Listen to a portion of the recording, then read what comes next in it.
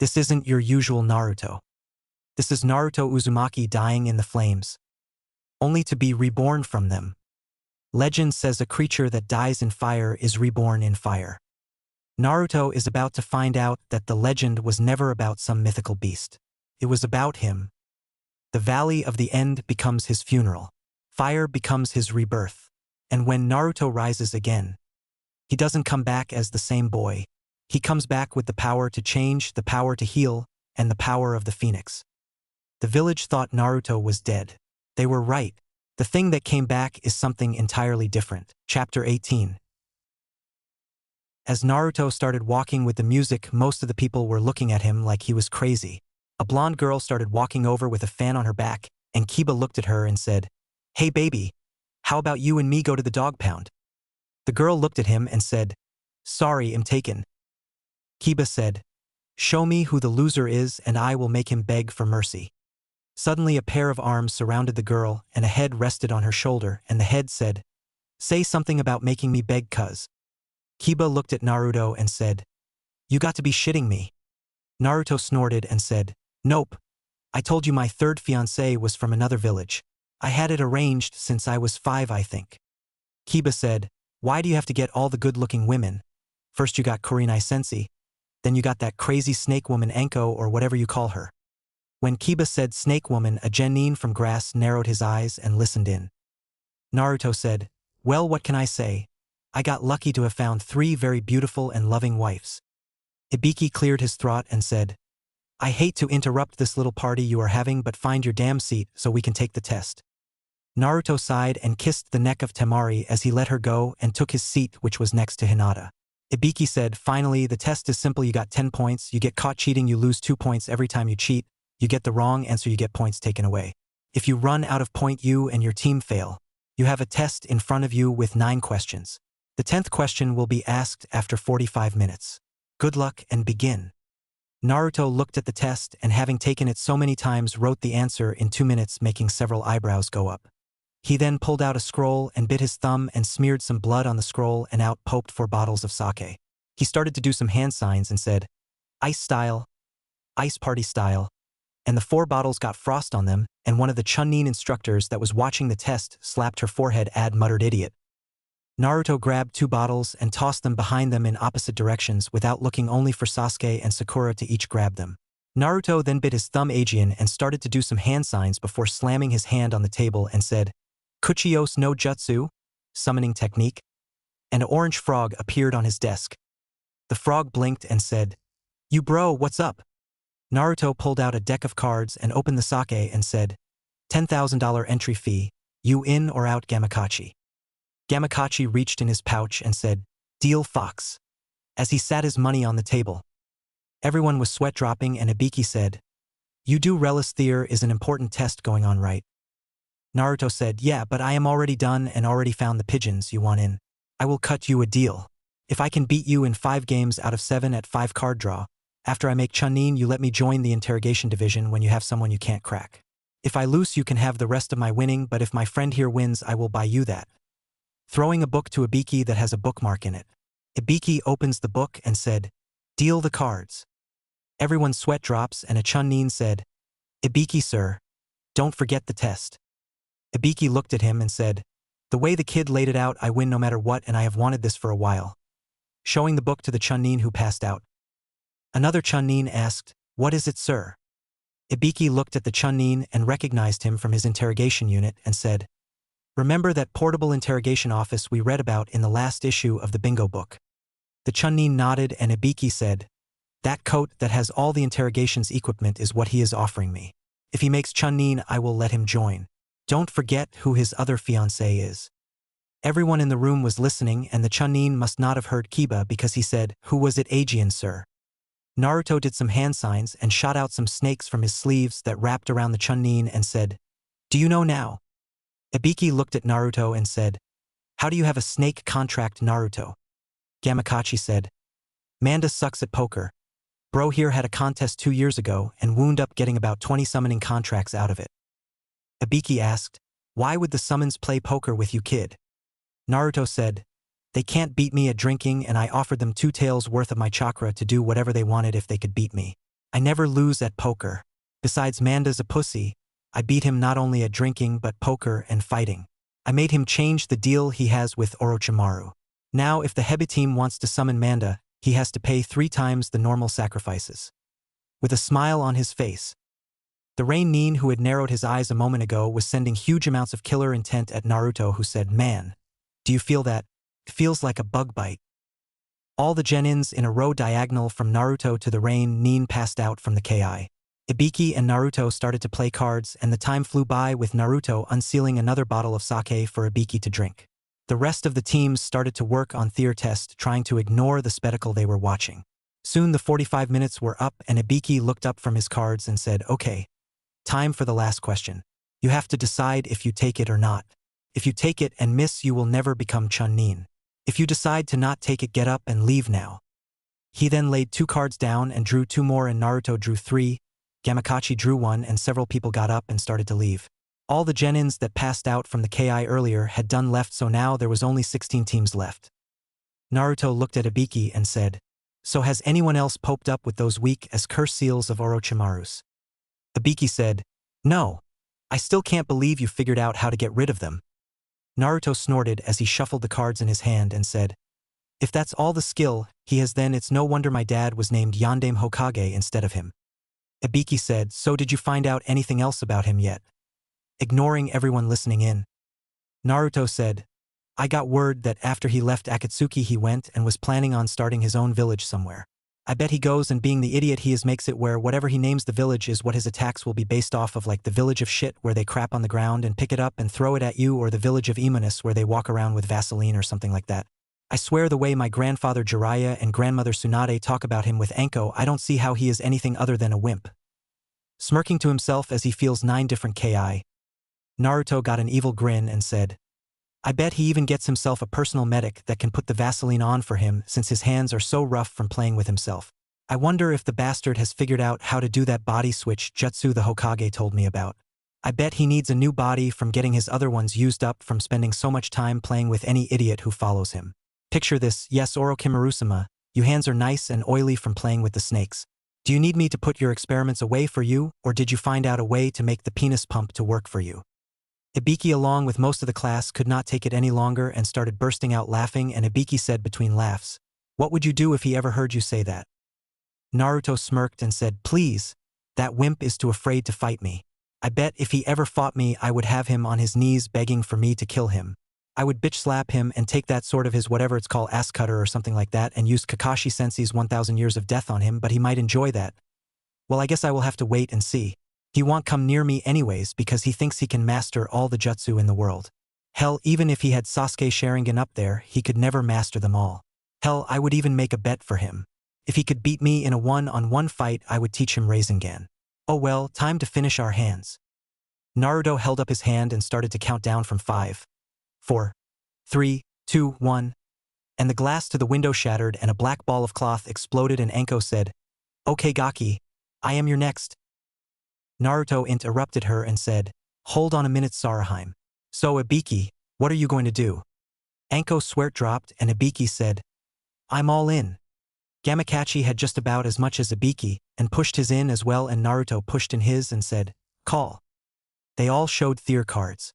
Naruto won with a royal flush. Gamakachi had a straight and Ibiki had 4 of a kind.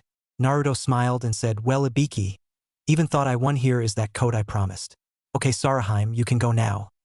And he dodged a kunia which hit his seat from Anko. Gamakachi grabbed his sake bottle and left in a puff of smoke. Anko looked at him ready to kill and said, "Everyone to training area 44 now. If you're not there in 10 minutes you fail and I will kill you." And left in a swirl of leaves. Naruto sighed and said, "What's her problem?" and left in a swirl of flames, shocking many. Ibiki was a kid in a candy store looking at his new coat. When Naruto appeared at the entrance to the Forest of Death, he smiled and Anko looked at him and she said, "So when were you going to tell me about having the snake contract?" Naruto said, "I guess it slipped my mind. I also have the cat, dog, boar, hawk, eagle, toad, slug, spider, scorpion, and a few others, but you never know when you might need one."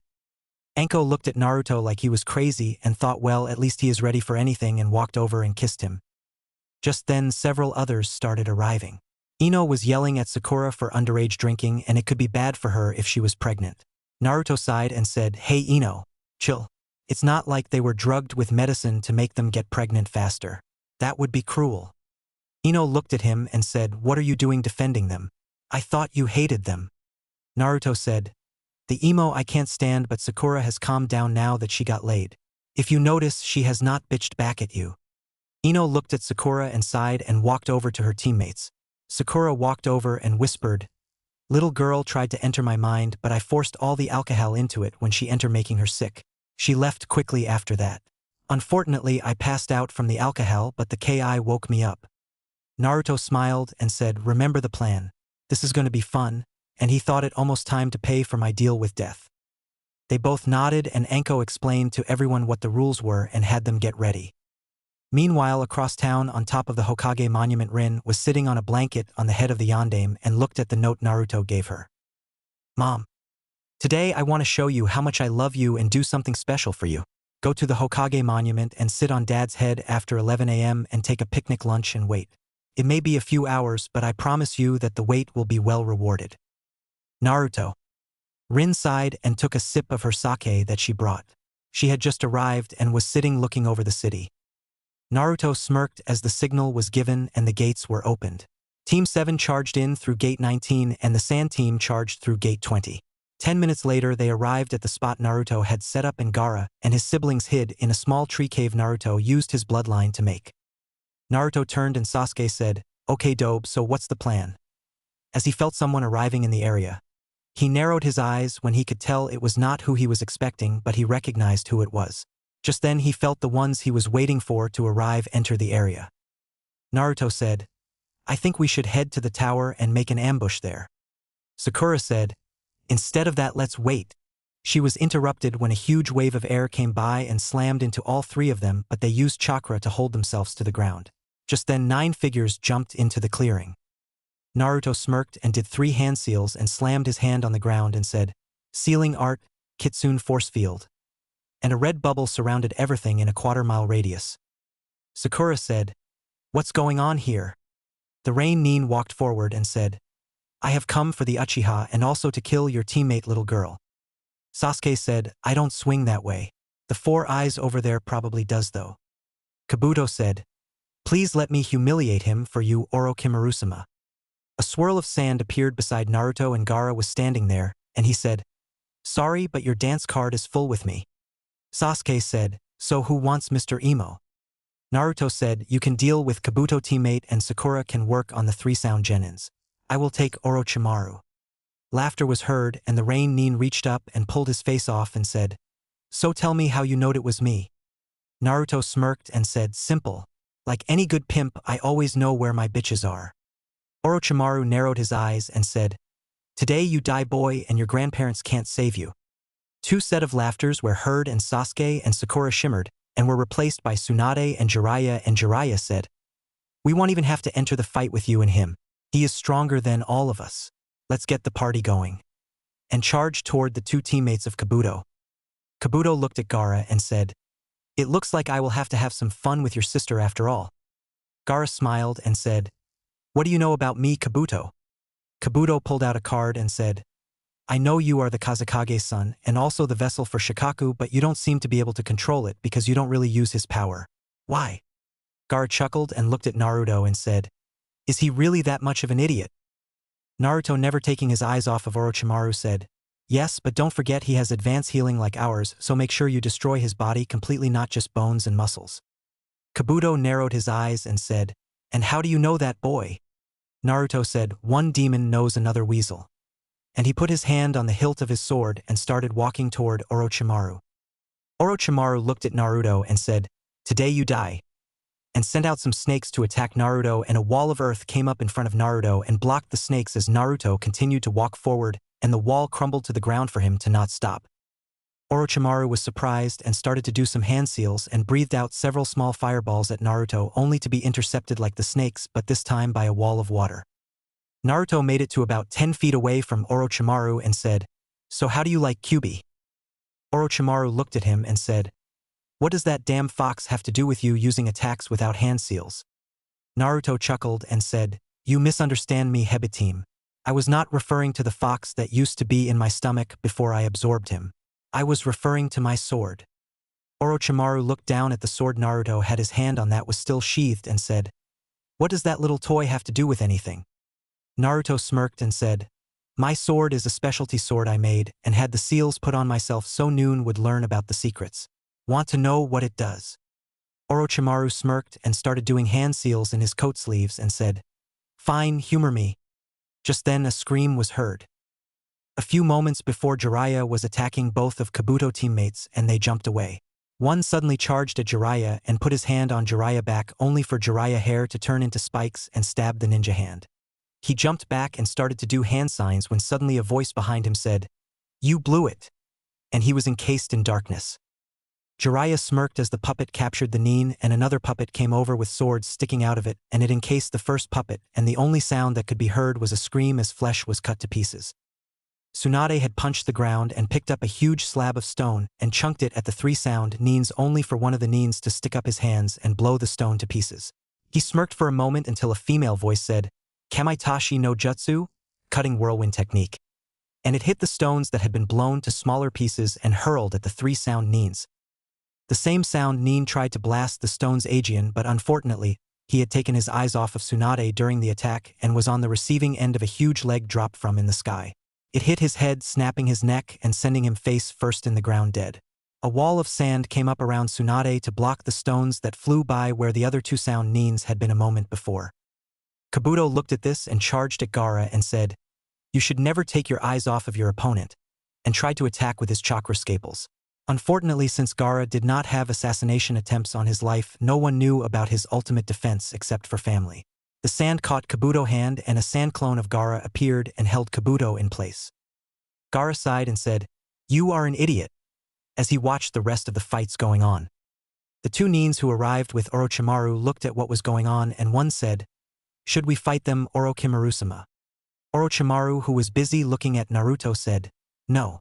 My Nins can handle those old has-beens and never will be. If they can't, then they don't deserve to live. Stay put because after I'm done with this boy we will find the real Uchiha." Naruto started to laugh. His laughter was so hard all fighting stopped and Orochimaru said, "What's so funny, boy?" Naruto wiped an imaginary tear from his face and said, "You really are an idiot when it comes to sealing, aren't you? Did you forget that little jutsu I did when you first arrived? We are all trapped here until I release it. No one can enter or leave until I drop it and it don't matter if I am dead or not. The jutsu is powered by all the plants in this forest, or as I like to call it, home." Orochimaru said, "We will see about that, boy," and went through the hand seals to summon Manda. When he hit the ground, Manda appeared and started to rise only to hit the barrier and crack his skull. Orochimaru, who was on top of Manda, was like a pancake and said, "Hurry and leave Manda. I can't breath." Manda hissed and said, "When you summon me, Aegean Orochimaru, I will kill you," and left in a puff of smoke. Naruto charged at that moment and pulled his sword out while still covered in the smoke and sliced the ninja on the left across the neck and killing him silently before he turned only to intercept a sword made out of bone. Naruto smirked at this and suddenly the other Nin received 7 slashes across his back and a tree root started to wrap around his body. He then quickly sheathed his sword. Orochimaru, who was panting, finally looked up and saw Naruto was gone, and then heard a cry of pain behind him and turned only to pale. His next body until he got Sasuke was laying on the ground without a head, and the leader of his Sound 5 was trapped in a tree root and had what appeared to be 8 Naruto standing around him. Orochimaru stood up, narrowing his eyes, and thought, "Any jutsu I try won't work because he can counter them without trying thanks to that sword somehow. I could created a few mud clones, but for some reason the ground around here is not acting normal. I tried to go underground only for nothing to happen. Is it because of that barrier? Let's see if I can get some answers." And said, "Okay, boy. I know you have skills, but this has finally piqued my interest. How are you doing this without hand seals?" As he placed one hand up to his chin with his index finger running along his cheek and the other one on his belly. Naruto knew what he was fixing to do and said, "Simple, really. Any and all jutsu I know this sword knows. It is sentient. That is not why it can do without hand seals though. That answer is simple. As long as I touch the sword, it can read my mind and knows which jutsu I want to do and performs them for me." Orochimaru was surprised by this and said, "But how can the sword do that? It would need chakra." doing the one hand seals by his belly. Naruto took a step away from the prisoner he had now and said, "It does have chakra. Over the years I have added all my extra chakra into it. This sword literally has 9 taels worth of chakra. I joked around before and said it only had 1 tael's worth when people ask. No one has ever actually seen what it really can do. That is until no." And he charged at Orochimaru only to intercept the grass cutter that came out of his mouth and block its strike. Orochimaru jumped back and grabbed his sword and said, My boy, you surprise me. Any normal blade would have been destroyed by grass cutter like that."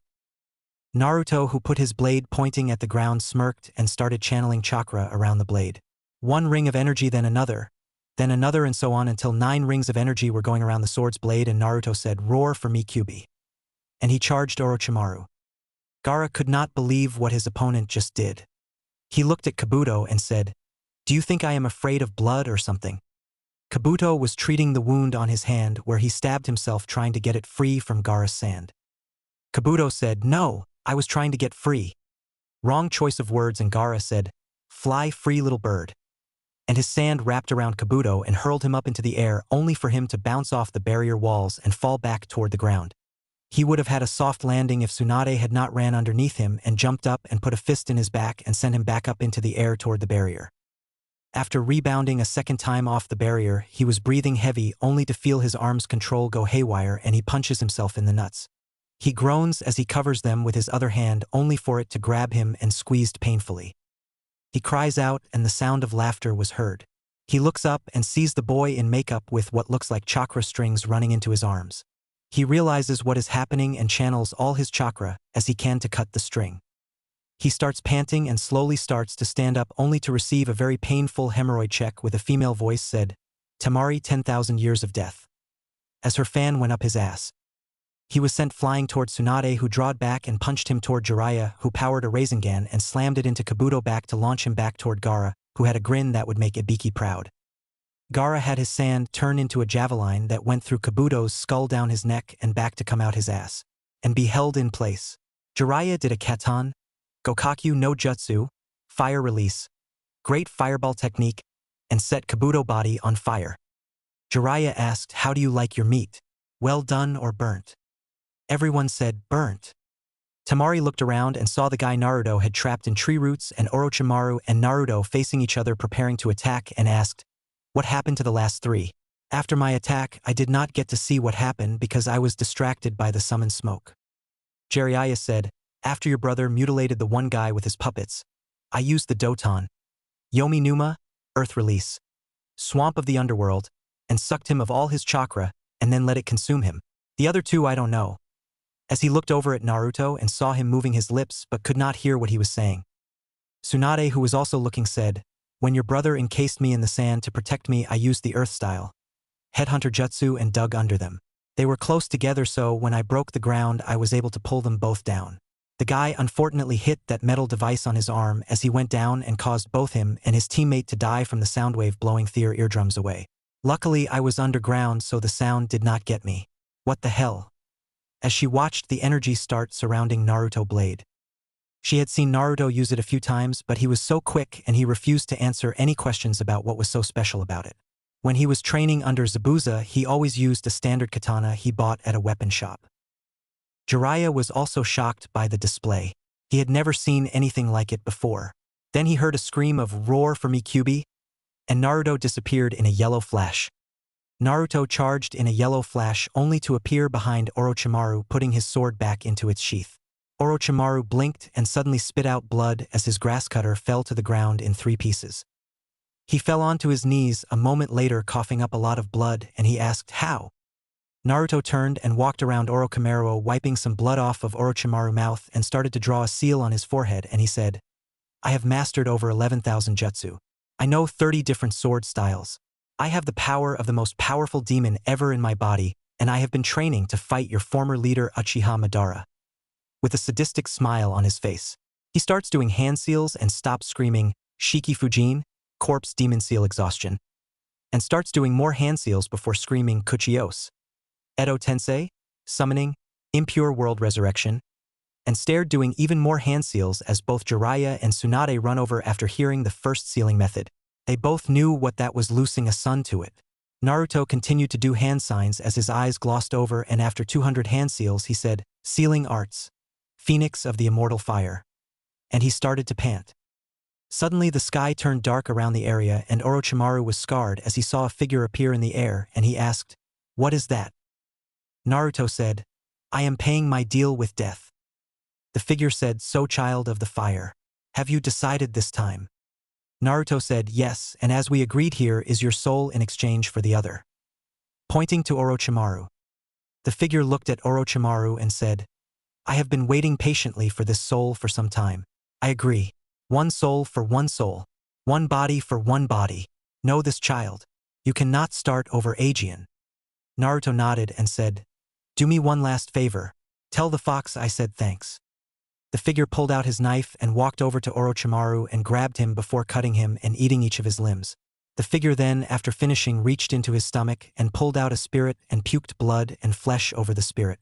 Everyone were shocked, disgusted, and interested all at the same time. Finally the spirit went face first on the ground, and then the figure said, "See you in time, kid." And he disappeared just like he came. Naruto started to cough and spit out some blood as he fell to the ground on his knees. He smiled and said, "Thanks, Shinigami, and you also, Kyuubi." He sat there a few minutes. Tsunade finally walked over to him and asked, "Are you all right?" Naruto smiled and said, "Like I told you, I break all odds. Perhaps you should check on your son now." Tsunade blinked and turned back toward the body that was on the ground when it groaned and slowly stood up but ass naked, and he turned, making everyone except Naruto gasp. Jiraiya said in a stuttery voice, "Erasure, is that you?" Erasure looked around and blinked a few times and said, "What the hell? Last thing I remember was fighting some damn fox and telling my son I'm sorry." He then received a scroll upside the head and turned and blinked, and Naruto said, "Get your old ass dressed, Dad. I don't want to look at it." Erasure blinked and looked down only to turn red as he realized he was naked. He grabbed the scroll and walked behind a tree and started to change. Naruto sighed and said, "Gaara, come here a minute." Gaara walked over and asked, "What?" Naruto fell back on the grass face up and said, "Use your sand and pull my sword out of its sheath and lay it on my chest. Don't touch it with your body or it will kill you." Gaara nodded and did as told. Naruto closed his eyes and suddenly a green glow surrounded him and his sword for a few minutes. When he opened his eyes, everyone was around him looking at him, and Erasure was dressed and said, "What's going on?" Naruto stood up and said, "I just restored some of my chakra. I used about 90% of my chakra to perform that jutsu to bring you back. Now if you will excuse me, I have one more thing to take care of." As he walked toward the clearing where the headless body he killed earlier was, and he acted like he was going to sheath his sword only to drive it into the ground quickly and then twist the blade. He then pulled it back out of the ground and it was covered in blood. Temari asked, "What the hell was that, Narukin?" Naruto sighed and said, "A spy. Gaara, can you do the honors? I don't want to use any more chakra for a few minutes." Gaara nodded and used his sand to move the ground, and a Venus flytrap-looking man fell on the ground dead. Naruto reached down and removed a ring on his finger and throwing it in the air, cutting it to pieces with his sword before sheathing it. Erasure looked around and said, "Would someone please explain what the hell is going on and how I am alive, and is that my son?" Naruto walked over and activated his eyes and touched Erasure on the forehead and said, "Memory implant jutsu." He then did a few hand seals and said, "Kitsune force field deactivate." And a white light was seen. Erasure blinked a few minutes and said, "I am going to kill them." Naruto said, "Not now, you're not. You have a date waiting on your head in the village, and she has waited a long time for you. There is a marker there, so you can use the Hiraishin jutsu." Erasure nodded and was gone in a flash. Naruto sighed and said, "Did any of them have any scrolls?" Kankura came back and it worked out where they had 2 sets. Naruto nodded and looked at his grandparents and said, "Go get the 2 idiots and bring them to the tower. Gaara, I hate to ask, but can you get me?" And he fell face first on the ground. Tsunade ran over and checked him and sighed before saying, "Chakra exhaustion. Would you mind, Gaara?" Gaara smirked and said, "What's family for?" And he grabbed his family and Naruto, and they all disappeared in a swirl of sand. After the sand sibs and Naruto left in a swirl of sand, Jiraiya looked over at the guy stuck in tree roots and said, "So what should we do him?" Tsunade had a couple of tears running down her face and said, "I don't care. Our son is back alive." Jiraiya smiled and the guy said, Please let me go so I can kill you all. Orochimaru-sama is dead. Jiraiya smirked and said, my ass never felt safer than it does right now. The guy screamed out in frustration and tried to activate his curse seal only for the roots around his body to get tighter, making him stop. Tsunade looked at him and said, the more chakra you use, the tighter it gets. And he pulled out a flare and shot it into the air and grabbed Tsunade, and they both disappeared in a swirl of leaves. A few minutes later, Abe and Yu appeared, and when they saw the scene around them, they asked, what happened? The idiot was so devoted, he said, they killed Orochimaru-sama. Let me go so I can kill them. The Abe and Yu sweat dropped, and Ibiki and Anko appeared, and Anko looked around and said, where's Orochimaru? The guy screamed and started to cry, and the Abe and Yu said, he said they killed him, but I don't see a body. Jiraiya appeared right then, and Ibiki asked, where's Orochimaru's body? Jiraiya started to laugh and said, the Hebe team is in the belly of the death god right now. The Gaki made a deal with death. Anko started to cry and said, is Naruto dead? Starting to freak out. Jiraiya snorted, making her give him a death glare, and he said, nope. He made a trade. Orochimaru for Erasure. Everyone's sweat dropped, and Ibiki said, how? Jiraiya said, I don't really know, but the Gaki used most of his chakra to do it though. Ibiki sighed and said, then it is probably impossible to do it, Aegean. Only he has enough chakra. Jiraiya nodded and looked at the guy still in the trees and said, he's one of Orochimaru's Gakis, so watch him. He uses bones from his own body in attacks.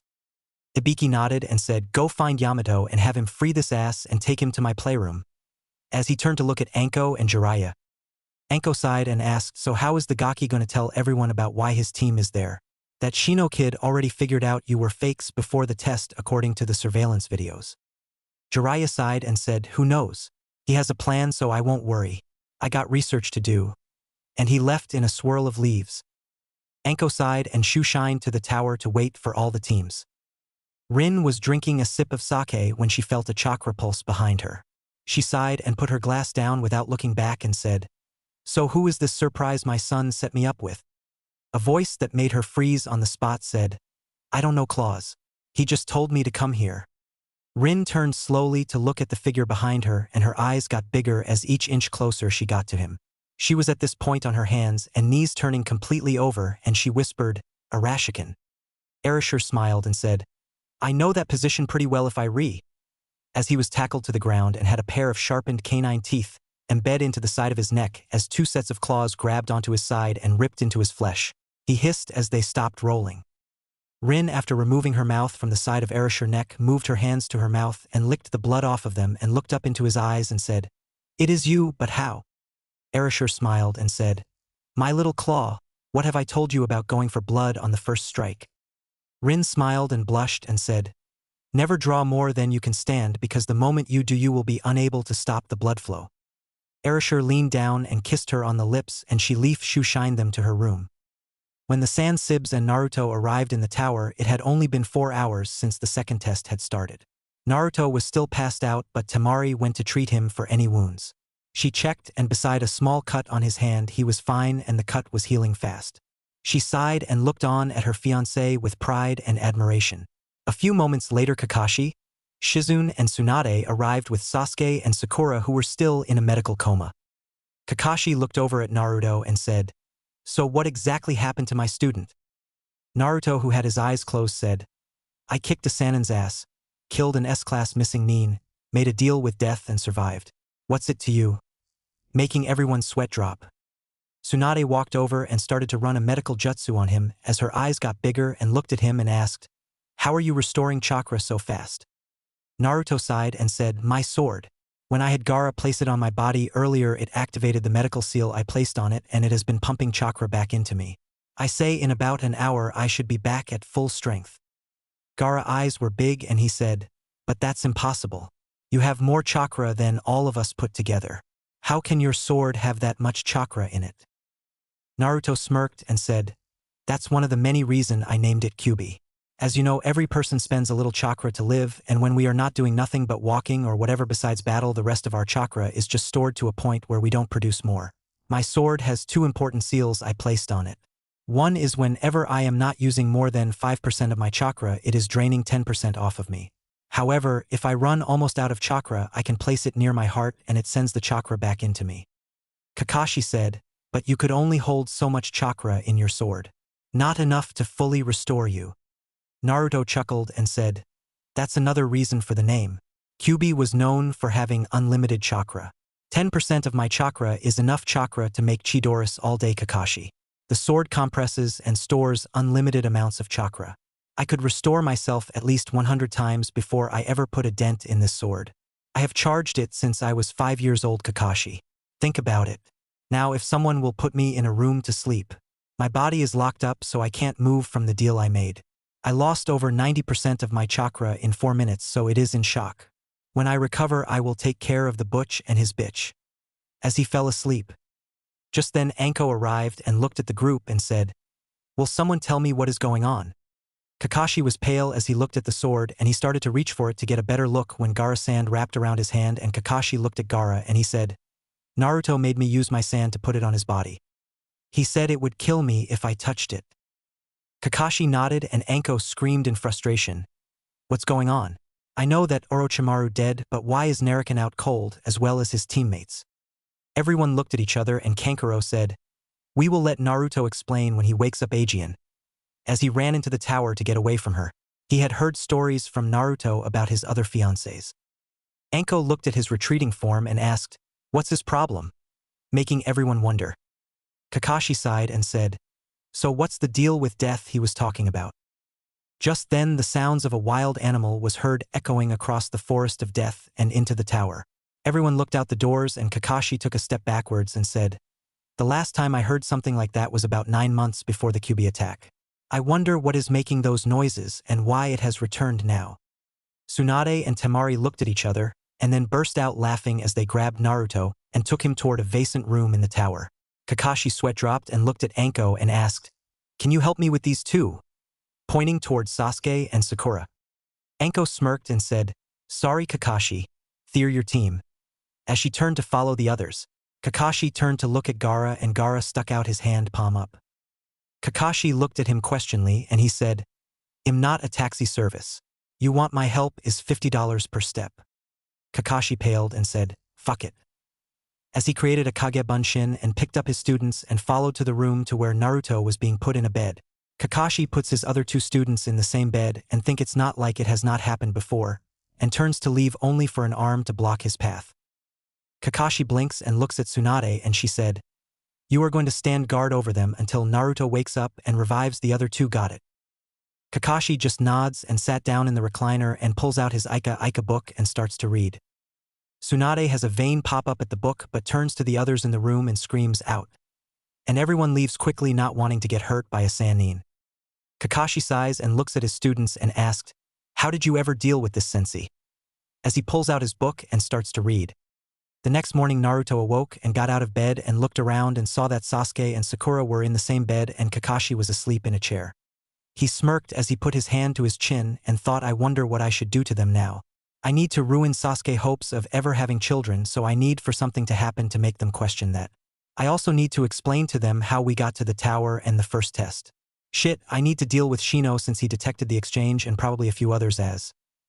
He snapped his fingers as a thought popped in his head. He walked over and placed a hand on both Sasuke and Sakura's forehead and said, memory implant jutsu. A voice behind him said, so what exactly is that jutsu, huh Naruto? Naruto turned and saw Kakashi looking at him with his arms crossed and Naruto sighed and said, it's a version of the Yamenko family jutsu that I came across in my travels. It lets me replace the events for up to a week in people's head, so they will forget what really happened or in this case why they are here without having to actually be in the exams without knowing. Kakashi looked at him and thought for a moment and asked, so how many times have you used it on your teammates? Naruto thought for a moment and said, including today 2 times. The first was on the wave mission. You don't remember, but the Miss Jounins we fought said something about me that compromised my position of skills and put this mission in jeopardy. I informed the Hokage of it so he knows if that helps. I had to use it on you also, which I hated, but you had already decided to use that info to help the teamwork, and that would have made the situation with Orochimaru even worse than it was. Kakashi put his book that was on his lap in his weapon pouch and stood up and said, what are you not telling me, Naruto? You are way beyond a genin level. Hell, you are probably Bay 1 me. Naruto chuckled and wrote something down on a scroll and tossed it to Kakashi and said, I will make you a deal, Kakashi. I will tell you everything tonight at my home, but you have to find and bring all of the adults as well as the little heiress tonight at 7 p.m. for dinner and be ready to see a ghost from your past. You must bring them all even if you have to kidnap them. I will get the teams. And he disappeared in a swirl of flames. Kakashi opened the scroll and paled at the list of people on the list. He cursed, but he needed answers more than ever now. To find out someone has messed with your memories and not know it was unnerving. He left in a swirl of leaves to get to his task. Naruto appeared in front of Team 8 as Kurenai was explaining the rules of the second test. Everyone was shocked by the unexpected flame Shushin. Shino raised an eyebrow and Kiba said, What the hell, cuz? Naruto sighed and said, Thanks for keeping quite earlier, Shino. Tonight you and your team are invited to dinner at my home at 7 p.m. Don't worry, you won't get into trouble. Senseiheim here can get you there. Sorry, but I have a lot to do. By the way, Orochimaru dead. And he left in a swirl of flames, leaving for shocked faces. Kurenai smiled and said, It worked, Hanarikan. Her team looked at her and Hinata asked in a stuttery voice, What do you mean, Sensei? Kurenai looked over at her team and said, Just wait till tonight. Go get some rest and change into a cleaner clothes. I will pick you up at 645 tonight. And left in a swirl of leaves, leaving a confused team. Naruto appeared in front of the sand team and Baki blinked and said, So Naruto, what brings you here? Naruto looks around the room and sees Gaara and Kankuro both laying on the beds looking at him, and he walks over and leans on the wall next to Baki and holds a finger up saying one moment without words, and the door to the bathroom opens up and Temari walks out dressed in loose casual cloths. She blinks and walks over and pulls Naruto into a kiss, and after a few moments they broke apart and Naruto said, To answer your question, I am having a dinner at my house tonight with a few guests. It's a little formal affair at 7, but don't get too dressed up because it will be a long dinner. I hate to do this, but I still have a few others to see before then. And he flamed Shushin away.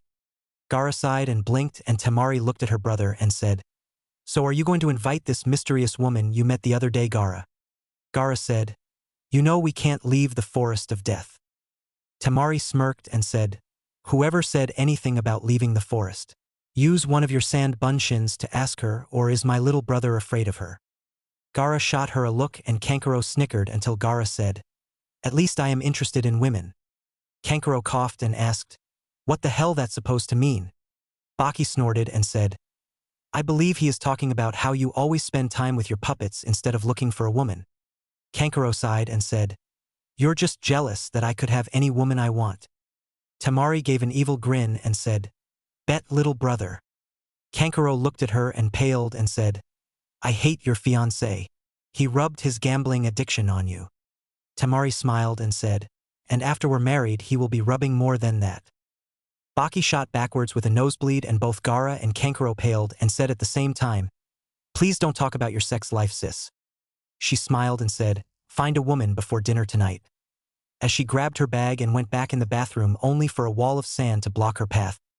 She looked at the wall and a dark aurora appeared and Temari said, Gaara, do you know what the punishment is for messing with a woman when she is getting ready for a date? Gaara's sand dropped and he started to back away from the now demonic-looking Temari. In the room with Sasuke and Sakura. Sakura started to stir, and as she got up memories flashed in her head, and she screamed before running out of the room looking for a medic. Alerted by the scream, Anko appeared and asked, What's wrong? Sakura recognized the woman and said, It's Sasuke-kun. He tripped in the forest when we were looking for our scrolls and he fell on a tree limb crushing his nuts. Naruto used a medical justu on him but said he would never have children. I don't believe him, so please get someone to check him out before it's too late. With tears going down her face. Anko had to hold it in to keep from laughing at that story. She nodded and left to get a medic, and though what a klutz. Naruto sighed as he appeared in the forest of death. He had already felt the chakra signal for Team 9 and 10. Both teams were looking at each other. Naruto closed his eyes and felt around the forest for two teams.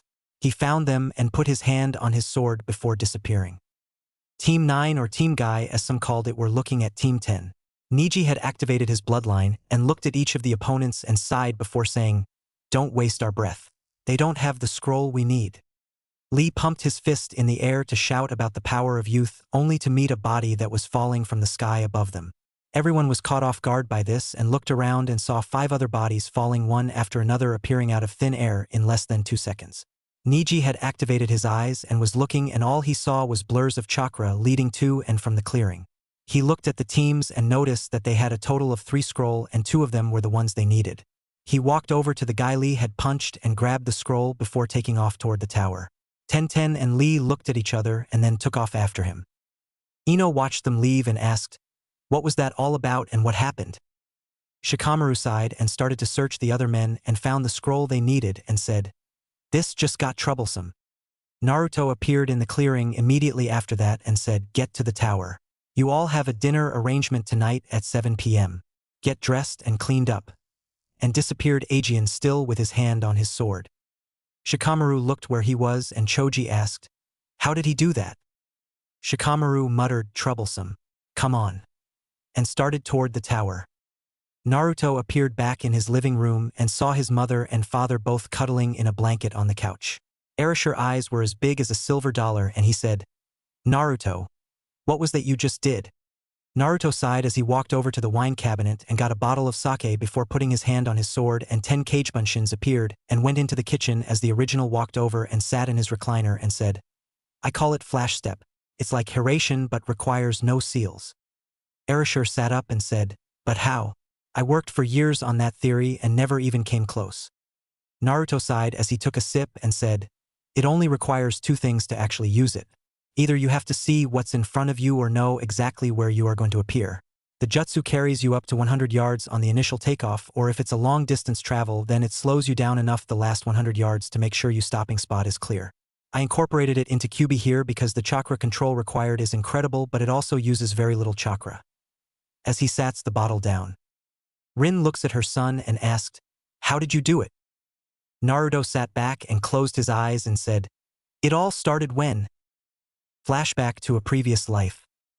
Kyuubi was in his cage and looked at Naruto and the Shinigami that had just appeared, and Kyuubi smiled and said, "Hey, since the kid has been using the Phoenix power, like he has what's to stop him from always using it and never to give it up." The Shinigami looked at Kyuubi and thought for a moment and said, "You do bring up a good question, Fox, and he can't cheat death forever."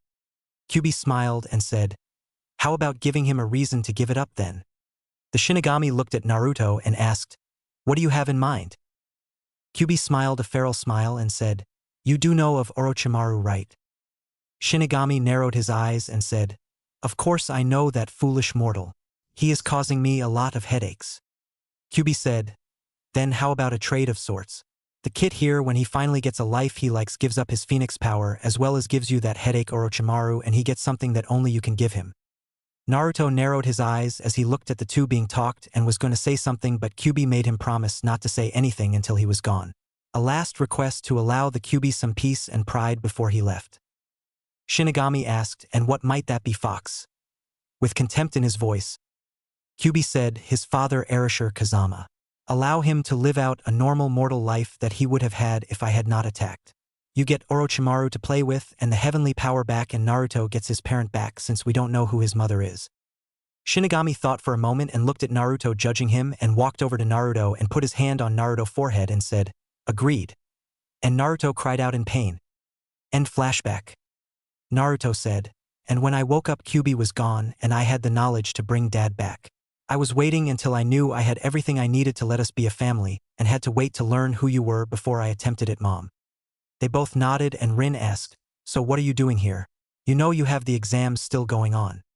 Naruto sighed and said, "I got careless and Kakashi caught me putting memory in Sasuke and Sakura head about what happened so they don't suspect." Arisher paled and said, "How much did you tell him?" Naruto smirked at that and said, "I only told him about the temporary memory transfer. I have never told anyone about the other one." Rin looked at both of them in confusion and Arisher smiled and said, "Well, my little claw, you know how his memory jutsu can only replace up to a week's worth of memories that can be real or fake."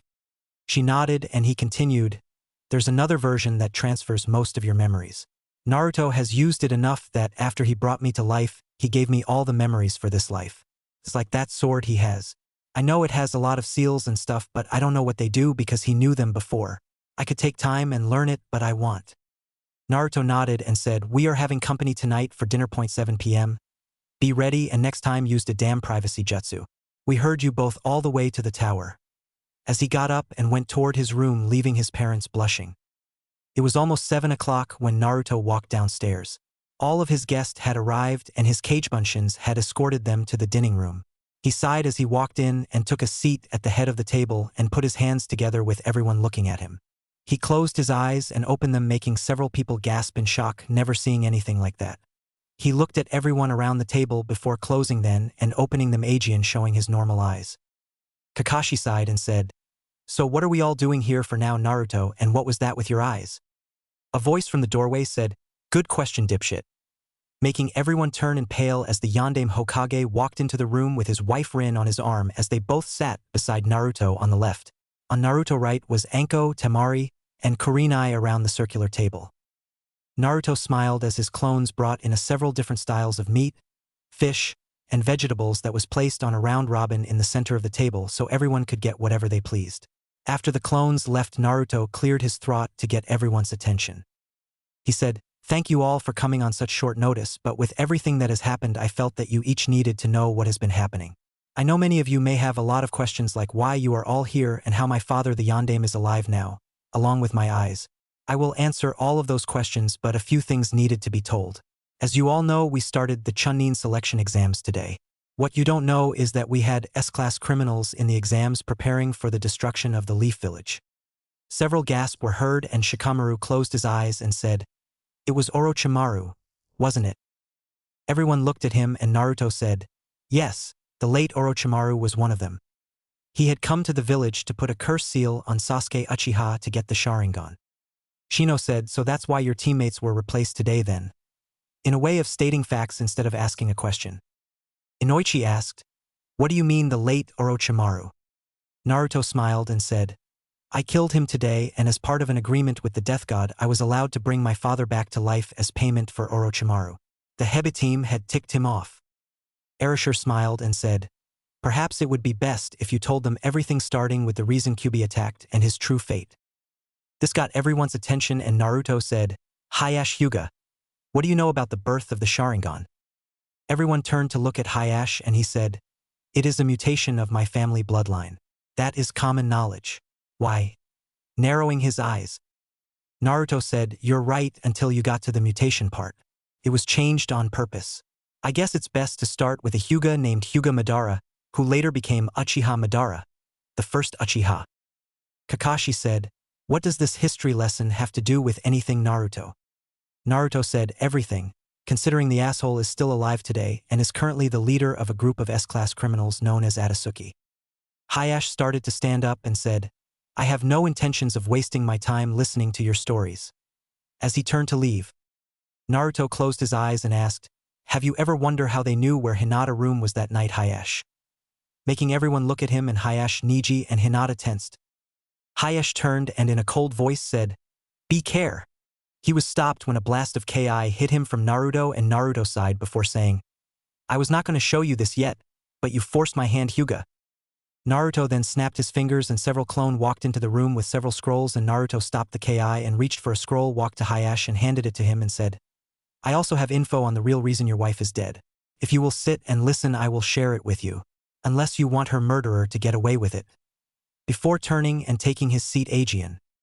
After Hayashi calmed down enough he opened the scroll and read it before paling it and asked, "How did you come by this?" Naruto closed his eyes and said, "When I stole the Cloud Village Forbidden Scroll I had already heard about that event and I broke into Their record office and got that along with some other things." Everyone looked at him like he was crazy and Hinabi asked, "What is in that scroll, father?" Naruto said, "The agreement between a Hyuga council member and the Raikage to kidnap Hinata as well as the contact to tell the security of the house as well as getting blueprints for her room. It was part one of 5 plans the Hyuga council has to eliminate not only Hayashi, but his twin brother, Hinata, Hanabi, as well as the true events of how Their mother was murdered." Hayashi sat down and motioned for his family to also and he said, "You have my attention." Naruto nodded and said, "Hinata, when you think of things what does it really feel like in your head?" Everyone turned to look at her and she thought for a moment and said, "It's hard to concentrate at times and my head hurts a lot." Naruto smiled and said, "Not surprising with the inhibitor seal you had placed on you," making several people who knew seals flinch. Hayash looked at Naruto and asked, "What do you mean?" Naruto said, "I only learned this thanks to my spy network I set up while I was traveling with my family. Jiraiya's is good but mine is unstoppable. For those of you who don't know what an inhibitor seal is, it is a control seal that is often put on physicotic criminals that people can't kill to make them unable to act properly. However, that is only the first part.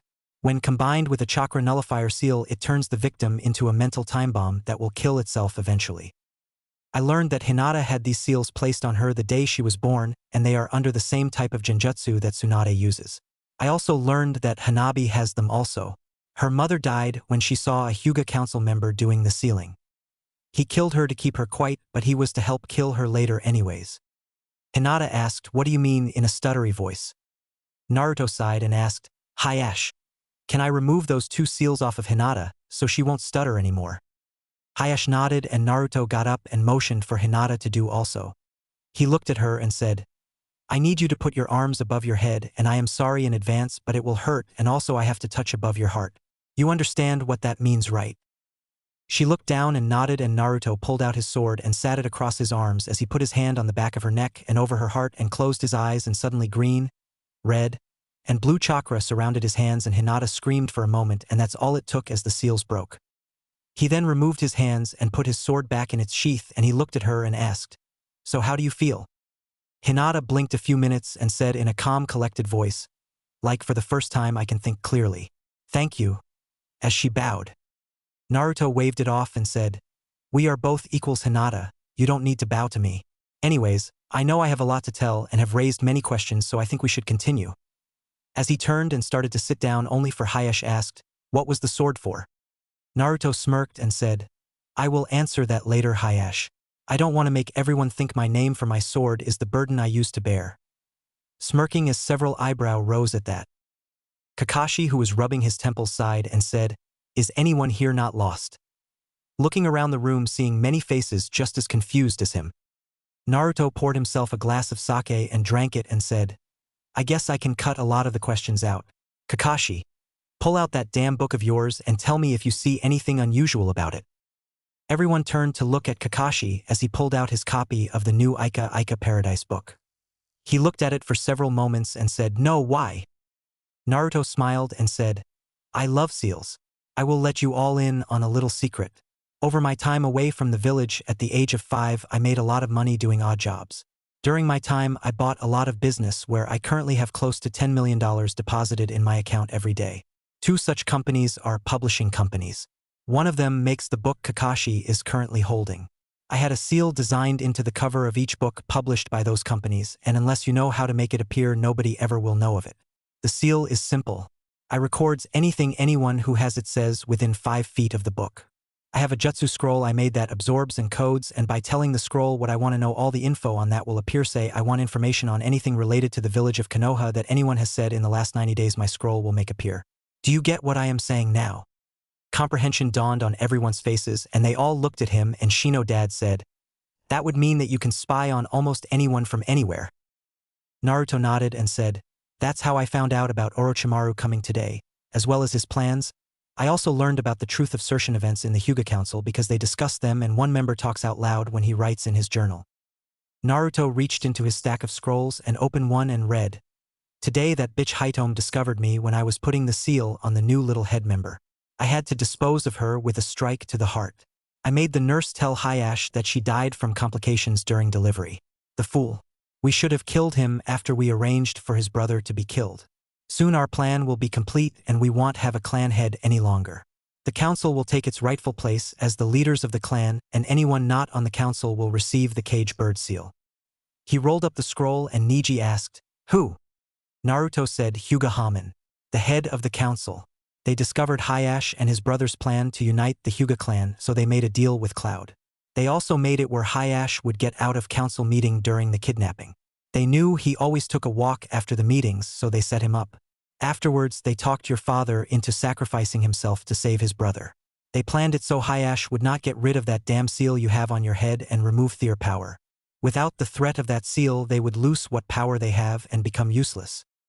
Inoichi said, "As much as we all like learning the dark secrets of the Hyuga clan, why did you invite all of us here?" Naruto smiled and said, "Thank you. Simple really. Even with my father alive Aegean, me and my two grandparents who are Sanins, after my marriages to my fiancés here, we will still be one of the weakest family in the village.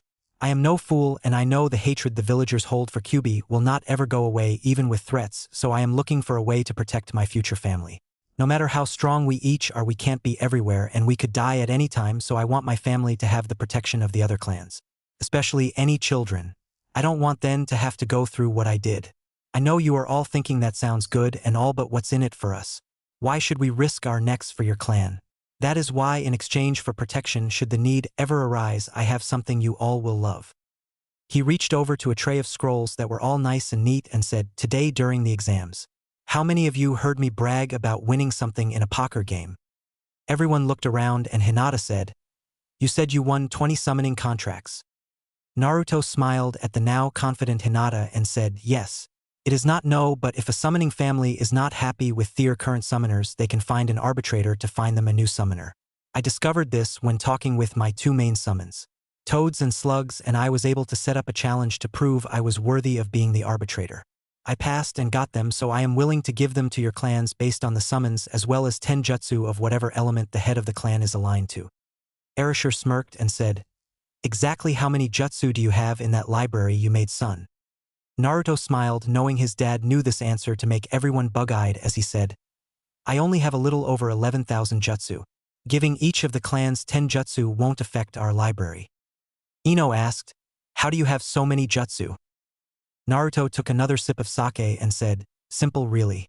I stole every village but this one's and sooner forbidden scroll, as well as copied every jutsu in their libraries and traded jutsus with missing nin on my travels unless I was hunting them. Quite easy actually." Inoichi said, "There's no way you could have done that. It would have taken hundreds of people as well as incredible skills to do that." Naruto placed his hand on his sword and disappeared from sight and returned a moment later holding 4 huge scrolls and said, "Here are the forbidden scrolls from Iwa, Cloud, and Mist and Rain Village. As for the libraries, I know a jutsu that created duplicates of any document, and whenever I can make 1,000 of Kagebunshin at a time, taking out all the jutsu in a library can be done in as little as 15 minutes at night. Then I just flash step out of the village and no one is the wiser until I am long gone. As for my skills, I am very talented. In fact, this house we are all in. Hayash, if you would be so kind as to look outside at our surrounding and tell everyone what you see since noon came through the front door." Hayash did and gasped and said, "Where are we?" "We are in a tree a few hundred feet in trees." Naruto said, "Yes. My family home I built is hidden by a powerful Jinjutsu seal, so even though I tell you this house is in the forest of death, unless you know exactly where you will never find it. As for being off the ground, I used my bloodline to do that. Now I will answer a few questions before we get to business. You asked what was with my eyes. To answer that, I have completely absorbed all of the power and knowledge of the Kyubi no Kitsune that my father sealed inside me the day after I was born. With that, I learned to make my family bloodline stronger so that every one of my children will be able to control plants instead of a random one. The eyes I created to battle the final level of the Sharingan so I can kill me 3 Uchiha." Everyone was looking and Ino said, "Why are you going to kill Sasuke-kun?" Naruto chuckled and said, "Why would I kill that sterile jerk?" Kakashi asked, "What do you mean sterile and there are only 2 Uchiha left?" "Sasuke and his brother, so who are you talking about?" Getting several nods. Naruto sighed and said, "When we were on the mission to Wave, I had to check Sasuke for injuries and I ran a medical jutsu and learned that he was sterile. As for the 3 Uchiha I mentioned, I am planning on killing Uchiha Madara before he tries and destroys the world by releasing his master, the 10-tailed demon. The next one I plan to kill is Uchiha Itachi. The last one will make you Kakashi, my mother Rin and my father Erasure upset." Erasure looked at him and asked, "What do you mean, son?" Naruto looked at them and said, "The last one I will kill is Tobi, or as you know his as Uchiha Obito." Kakashi slammed his fist on the table. Rin gasped and Erasure paled and he said, "But Obito's dead. I saw his body." Naruto said, "You're right, he was dead, father. Madara used a version of Orochimaru Kuchiyos, Edo Tensei, summoning Impure World Resurrection, to bring him back to life, but he was fused with another person who was mentally disturbed and he has the brains of a 7-year-old child but the skills to fight a Sannin. He is also completely under the one who brought him back to life, Uchiha Madara, the same one who offered 100 of his descendants as payments to Kyubi for the Sharingan to free him from the Hyuga Cagebird seal. That's the reason Kyubi attacked back then. to get his payment. Everyone was sitting absorbing all the information, and Hayash said, "You have given me a lot to think about. I am curious about the summoning contracts as well as jutsu." Kakashi, who finally gotten over his shock of learning the person who gave him his eye was still alive, asked, "What about that memory jutsu you used today?" Naruto sighed and said, "Like I told you, I implanted a fake memory in both of their brains, so they think they took the test, and then we defeated a team from Mist before making it to the tower. I also implanted a memory for Sasuke to blame being sterile on, so that way perhaps someday someone might be able to fix him or something." Inoichi asked, "What kind of jutsu lets you do that?" Naruto smirked as he knew he had one and said, "It's a version of you family jutsu that allow you to enter a person's mind. I ran into a man who was friends with one of your ancestors when he was a child, and he modified it so he could implant 1 week's worth of fake memories, so that way he could hide from Hunter Neens by making them think they got a lead of him heading somewhere else, and then he goes elsewhere." Inoichi said, "Instead of element jutsu, would you give me that one with whatever summon you want to give me?" Naruto smiled and said, "Sure, the cats will love your family. They hate their current summoners with a passion and won't answer them because of the crime they committed." Inoichi asked, "Who are their current summoners and what crime is that?" Naruto said, "Though the ones that are alive right now don't know they have it, the Uchiha clan are their current summoners, and the crime that committed was sealing 30 of the cats in our world after summoning so they can never return. One such cat every person here has seen once and never realized it was a summoned creature." Making Inoichi eyes get big as he heard who their summoners were. He then asked, "Who is the summon we all seen but have not realized it?" Naruto chuckled and then turned to full-blown laughter, and he looked at Kakashi and asked, "What was our first mission that I made Kagebunshin Henge into Kakashi?" Kakashi thought for a moment and his one eye got big and he said, "You mean to tell me?" Naruto smirked and said, "Why do you then? I told her Sasuke was and Uchiha in cat language so she would attack him." Ino asked, "Who are you talking about?" Kakashi said one word and everyone paled, "Tora." Erashur spit out his drink and said, "That damn cat is still around." Naruto said, "Now and forever thanks to the Uchihas." Naruto on a roll said, "Well, since it was stolen by a branch member from your family 200 years ago, the Hyuga will get the Falcon contract Aegean." Making Hayash eyes get big. Naruto continued, "The Aburame clan will get the only bug summon that rivaled them during the last war. The B contract from IWA. Anko, you will get the snake contract, and don't worry about having to give human sacrifices like Orochimaru did. He only did that after Orochimaru started summoning his children to experiment on. The Akamichi family will get the boar contract from Cloud. The Nara clan will get the hawk contract. Kakashi, you have until I count to 5 to ask her out on a date, or you can kiss your contract goodbye and I will tell her. Puckin is tired of hearing you moan about wanting to date her, and I am tired of getting it in my reports from my scrolls. 1, 2, 3, 4, 5. Kakashi looked confused and Naruto said, "Okay, chicken shit Hana, dipshit over there has the hots for you, but he won't tell you about it." Kiba jumped up and said, "What the hell, cuz? That's my sister." Naruto said, "Shut it, cuz. Hana has liked him also, but Puckin said I could threaten Kakashi with his contract to get him off his case. He has ran up a high mental doctor bill. As for you, cuz, same deal, tell her or you're toast. 1, 2, 3, 4, 5. Kiba jumped up and said, "Hinata, will you go out with me?" Making everyone's sweat drop and Hinata red face as she said, "I will think about it." Kiba growled and turned to Naruto and said, "I am going to Ki." His words were stopped by Naruto appearing behind him, and Choji asked, "What is that you are doing? I can't keep up with it." Erashur said, "No one can." Calmly and in a low voice that everyone heard. Kakashi asked, "Is it Hiration?" Erashur said, "No. Naruto created the ultimate jutsu there. He calls it Flash Step. It makes my Hiration look like I was running without weight on compared to the real Hiration." Naruto sighed and said, "Chill, cuz. Even I have to pay my prices for things. I made a deal with the summons, so I had to follow through." Kiba asked, "Then why did you make me tell?" Naruto smiled and said, "Tell him." Barking could be heard in Hana. Rin and her sister all three sweat dropped as Akamara was talking to Kiba. While everyone was busy talking, Naruto walked over to Niji and slipped a scroll into his hand and mouth read in private. As he walked by him and took his seat, he turned and said, "That just leaves the Naras and the Inazaka. Both of you should feel honored with your contracts. The Naras were awarded the Golem summons. They respect knowledge and have not had a summoner in over 300 years. The Inuzuka's clan was asked to receive this contract, but no one would ever offer it to them for fear of being attacked. Hana asked, "What summon is it?" Naruto said, "The lion summons.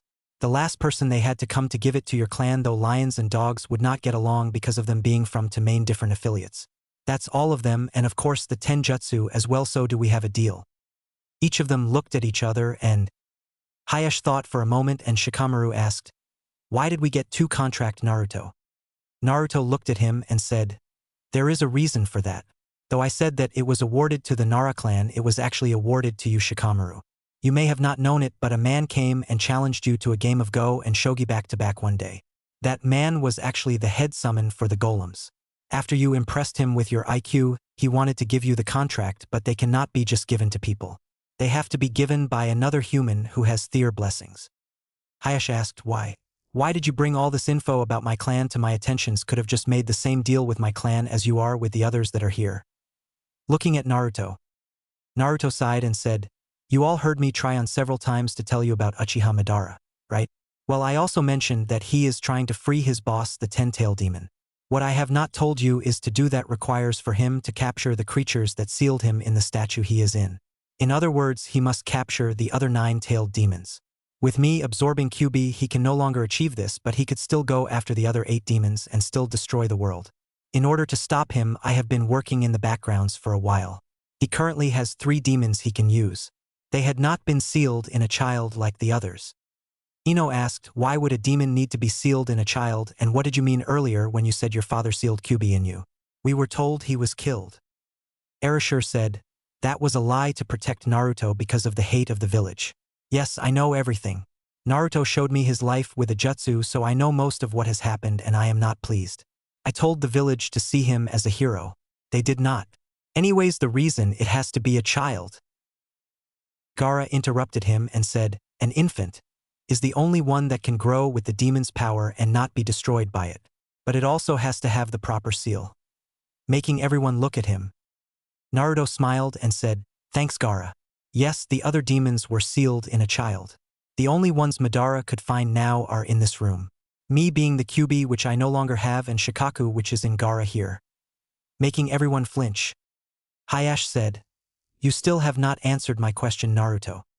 Naruto nodded and said, "The reason I did this for you, Hayashi, and the reason why Madara can't find the others are one and the same. I told you all how I made a lot of money. I bought an island that is hidden from the rest of the world and only a handful even know about. I put the other children there under the protection of some trusted friends. One of those friends is a Hyuga named Borelise. Yes, Hayashi, you know of no such Hyuga. The reason why is his mother was captured during the last war and she was pregnant at the time. Luckily, she was a branch member and also a sealing expert, so when she had him, she quickly put a cage seal on him, and with the help of someone she befriended, he was allowed to escape. He grew up learning your family style of taijutsu from a scroll and created several variations on it. I came across him when on my travels. He lived in the mountains in a cabin he built, and I asked him to return to Konoha to be with the rest of his family. He said he did not want to live in a village because of the evils he saw in his life. I respected that, and I trained with him for a while.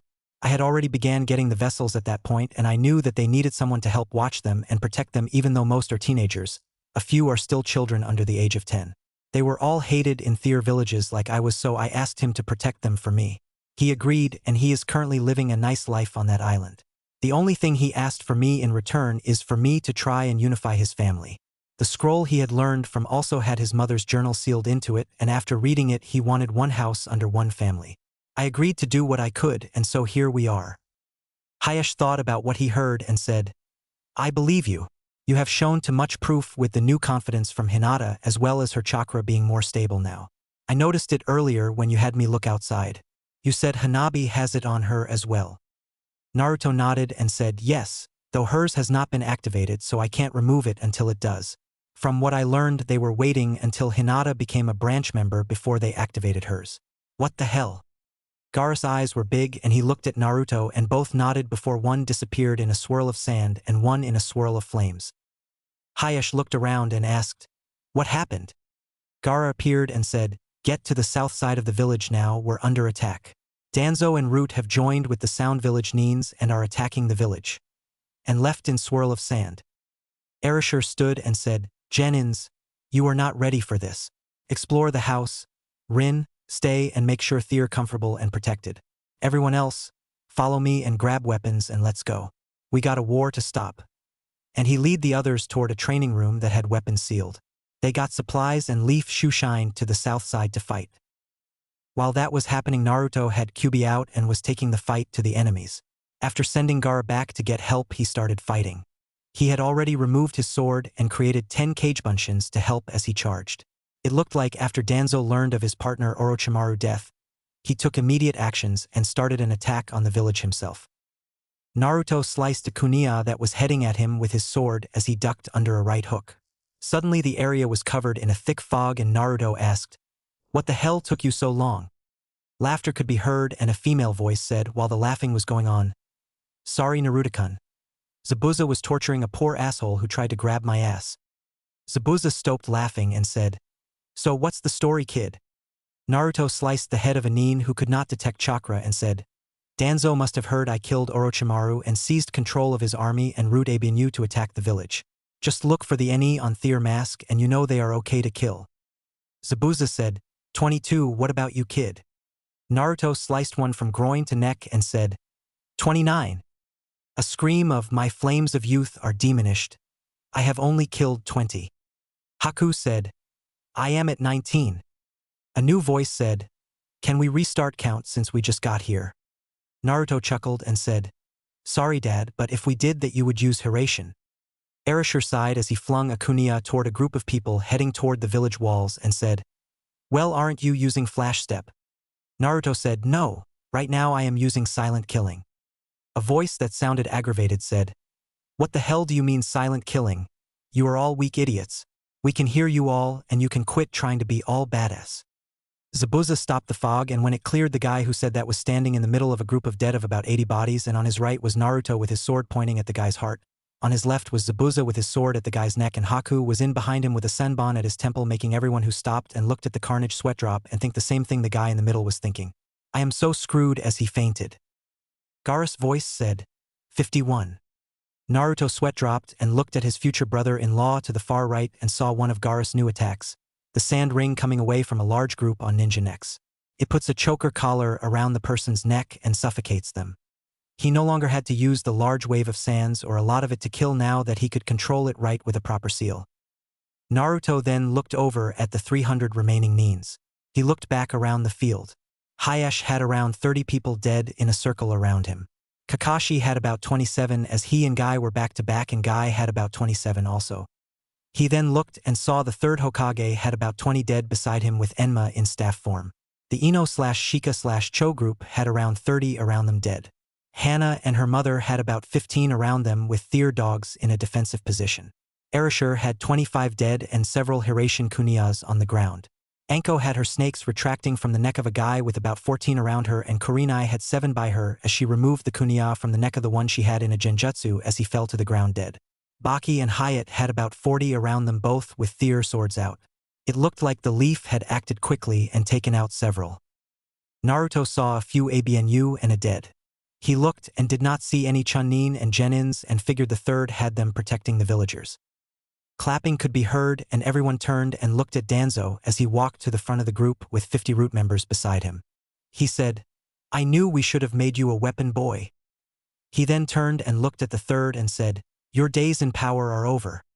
The third said, "You are wrong, Danzo." Suddenly several people appeared beside Danzo and Naruto narrowed his eyes and saw the third former teammates, and one of them said, "We of the council feel that because of your actions not letting us kill him when he was younger, he has become too much of a threat. Today's action with him killing Orochimaru is proof that he is too strong and the demon must be in control. We are eliminating you, Saratobi, and instating Danzo as the new Hokage." Erashur stepped up and said, "Really, what gives you that power?" Making both of them pale, not noticing the Yondaime back alive and here. Chuckles could be heard and everyone turned to Naruto, and Naruto looked at the third and said, "By the laws of the village, what they just did is treason, Hokagesima. They forfeited Thea rights as citizens of Konoha the moment they sided with another village against our own. What are your orders?" Making everyone who did not know who was in charge know then. The third said, "It pains me to say this, but the punishment for this is death. Leave now or I will be forced to." He was interrupted as Danzo said, Shut up, you old asshole. You are too old and weak to protect this village. See ya. Kill the Hoka. Ki from Naruto made everyone stop, and Naruto flicked his sword to get the blood off of it, and he pointed the blade reversed and chakra began to gather around it. 9 energy trails circled it. Everyone was wondering what he was doing. Jiraiya and Tsunade both arrived and looked at the carnage. They had been in a hot spring on the other side of town drinking together and only noticed the battle when they felt the chakra spikes, so they had to get dressed before coming. Naruto lowered his head and said, I am sorry for what I must do now. I know you wanted to spare them, Hokage-sama, but Danzo just signed his death warrant when he ordered his men to kill you. The Leaf Village was built with the help of the great clans like mine and the others that are here. We allowed the villagers to build, and we became a village that prospered like no other. Danzo, the only ones who could have been spared were you, the former council members, and your root officers. The Nines behind you are an attacking army, and they are not retreating when given the chance, thus forcing us to kill them, but I will allow them to leave along with you when I stop my Ki. If after 1 minute no one leaves, I will protect not only the Hokage and everyone here but the village behind me. You stand as much chance against me as snowball in hell. Your choice. And he dropped the Ki, never looking up. Everyone was stunned by what happened, and the third looked at Naruto and said, Thank you, Naruto. Even after they order my death, you still would let them leave, so I see you truly don't want to kill them.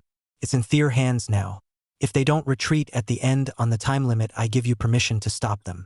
Listen to me, everyone. Only defend yourself and others. Let Naruto protect this village. No one interfere. As he lowered his head, Naruto nodded slightly and said, I won't kill them, but they will never be able to fight Aegean old man, if that is any consolation. I promise. The third smiled a small smile, and Hayash looked on and said, Hokage-sama, you don't mean that you will let a genin fight all of them. Even one as skilled as he appears to be can't fight nearly 400 men by himself. Erashur smiled a small smile and said, Hayash, I will tell you something I learned from my son's memories he gave me. He hates killing more than anything. The only time he kills is when he is protecting something that is precious, whenever someone is in need, and whenever someone refuses to stop fighting. You remember the lesson on the spirit of fire the Leaf Village was founded on. To protect that which is precious to you, even at the cost of your own life. Naruto is doing that now. Even though I want to kill Danzo for what he just did, I won't interfere. To Naruto, the third is like a grandfather, just like Jiraiya is. He promised not to kill them, and he never breaks a promise. Naruto said, 30 seconds left. Run and don't come back. Everyone could hear the sadness in his voice. They all looked at him and saw a few tears going down his face. Danzo started to laugh and said, Kill them all, except the red-headed boy and the Kyuubi brat. As per our agreement, Itachi. 2 figures landed beside Danzo, and Itachi and Kisame appeared, and they both nodded, and Itachi said, Yes, we will deal with the Kyuubi and Shikaku. Several people flinched as laughter could be heard, and Naruto said, When this is over, no one kills Itachi. Since Sasuke's sterile and can't produce heirs, we just had the only other option: walk into the village. His head still looking at the ground. Kakashi looked on and said, Erashur Sensei, Hokage-sama, Naruto can't beat Itachi and these men. The suicide. Looking scared. Zabuza looked on and said, Hey kid, leave the shark alone. I want him. Naruto smiled a small smile and said, If you die, I will protect Haku for you. Haku flinched as Zabuza said, I know kid. I know, but me and Kisame have an old score to settle. Naruto said, Time's up. Roar for me, Kyuubi. And suddenly disappeared. Time seemed to stand still as everyone looked around. Suddenly he appeared back where he was a few seconds before, except he was facing the other way and was on one knee, and Danzo asked, What was? Several shouts and screams of pain were heard from behind him, and he turned and saw all of his men and the army behind him falling to the ground. He turned back and screamed, What did you do, you monster? Naruto rose from his knee and sheathed his sword and said, I cut their spinal cords. They are all permanently paralyzed, still with his back to Danzo. He turned with his eyes closed and said, Hokage-sama, Danzo and your teammates are to do with what you want. The paralyzing poison I put in them should hit any moment. They can still move and fight after healed. Asuma dropped his cigarette and asked, How did you do that, Naruto? Naruto said, My flash step allows me to move 10 times faster than the Hiraishin. It is the ultimate jutsu. Now Itachi, since you and I both know you can't beat me in speed, since your Sharingan could not track me and my ninjutsu level is beyond yours as well. Let's have a battle of the minds, shall we? for the next 72 hours. Opening his eyes and locking them with Itachi, except Naruto was changed to the one he designed. Itachi's had already been kanged into the final level, so when they both locked eyes they both got control. Everyone wondered what was going on except Naruto and Itachi. Suddenly a cut appeared on Itachi's arm as blood flew down and Naruto had one on his cheek. Kurenai ran over and was about to touch Naruto when a wall of sand stopped her, and she looked at Gaara and he said, "Don't. He told me about this. They are in the world of the Sharingan fighting, except what happens to you in there happen out here. If you touch his body you will receive the same wounds he get. Just watch." She nodded slowly. Zabuza looked at Kasami and said, "Shall we?" And they both left in a swirl of mist. A few moments before Naruto and Itachi appeared in the world of the Sharingan, and Itachi was first surprised, but then Naruto said, "Welcome. In this world the laws of nature don't apply, right, so let's begin." And charged at Itachi with a kunia. Itachi pulled one out and charged Naruto. Naruto ducked Itachi's slice and cut Itachi on the arm. However, a moment later, a cut appeared on Naruto's face and Itachi looked at him and said, "I see what you mean. I thought of using wind manipulation on my weapon and it actually worked, even though I don't have a wind element. Let's begin." And they both blurred out of existence. Note, the following jutsu are as follow. Bold are from Naruto and regular are Itachi. Daikameitachi no Jutsu, Great Cutting Whirlwind Technique. Katan, Gokaku no Jutsu, Fire Release, Great Fireball Technique. They both launch and Naruto flash steps away. Suetun, Suryuden no Jutsu, Water Release, Water Dragon Bullet Technique. Doton, Dorihiki, Earth Release Wall. Itachi jumps and blocks a kunia Naruto threw in the shadow of the bullets. Doton, Shinju Zanshu no Jutsu, Earth Release, Double Suicide Decapitation Technique. Itachi jumps to avoid the hands that appeared under him and sends both at Naruto. Futon, Daitapa, Wind Release, Great Breakthrough. Futon, Rankuden, Wind Release, Drilling Air Bullet. Naruto sees the attacks and blocks with Hyro no Jutsu, Ice Prison Technique, and then creates Kage Bunshin no Jutsu, Shadow Clone Jutsu. Itachi throws a shuriken and does to kill the clones. Kage Shuriken no Jutsu, Shadow Shuriken Technique. Naruto does to stop the shurikens. Kamaitachi no Jutsu, Cutting Whirlwind Technique. Itachi send these at Naruto thwart the wind attack. Katan, Hosenka no Jutsu, Fire Style Art of the Phoenix Flower, the Touch Me Not. After dodging the attack, Naruto and Itachi both do. Katan, Karyu Enden, Fire Release, Fire Dragon Flame Bullet. Katan, Ryuka no Jutsu, Fire Release, Dragon Fire Technique. As the last two attacks cancel each other out and both of them were panting, Itachi said, "It's time we end this." A voice fills the area and said, 71 hours 59 minutes and 59 seconds left. Itachi blinks and suddenly the Naruto in front of him does some hand signs and slams his hands into the ground and said, "Mokutan Hijitsu, Jukai Koten, would release secret technique, Birth of Dense Woodland." Itachi tries to use a Katan Jutsu but nothing happens. He tries another and another and another and still nothing happens. He asks what happened. Naruto walked over and looked at the cage Itachi was now in and waved his hand, and Itachi saw the world outside but he was still inside the cage. Naruto said, "Inside here the power of the mind is absolute, Itachi. As you know, this jutsu stops all demonic chakra.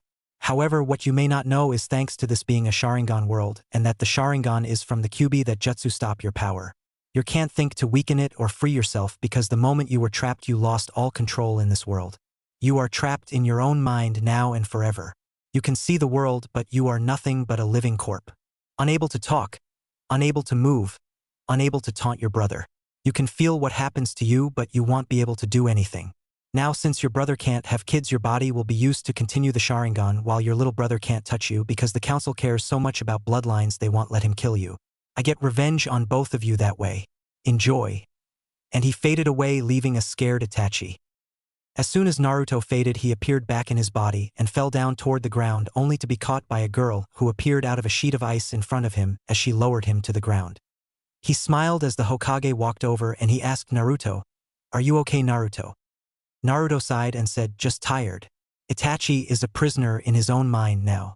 He can't do anything anymore, so you can restore the Uchiha clan with his body. Dad, Kakashi, can you both make sure Zabuza okay, and Dad, get the ring of Itachi hand and Kisame if he dies as well. I got to destroy them. Nighty-night. And he closed his eyes and fell asleep. Danzo, who was paralyzed except for his mouth, said, Sai, kill that boy now. A black and white ink tiger charged at Naruto and was about to pounce on him when Anko and Kurenai both appeared in front of him, only to receive a claw in the side as he passed them, but nothing serious. A wall of sand appeared and blocked the tiger before crushing down on it, destroying it. Haku stood up and looked around and saw a boy in a tree with a paintbrush, and she formed an ice mirror and stepped into it before it melted. Sai looked around and felt frost on his shoulders as he turned to look and paled when a woman encased in a thin layer of ice where you could not see the person inside appeared behind him. She held up her hand and breathed on it, and the ice started to entrap him, and he blinked as snapped her finger, and suddenly the ice around him shattered and he felt his body scream out to him in pain as every bone was broken that was in ice. He looked at her and asked, Is this pain? She smiled and said, Yes. You are the first person to ever see and live past my ultimate jutsu. Ice style. Shiva. Because of the amount of chakra it cost, I promised to only use it under one condition.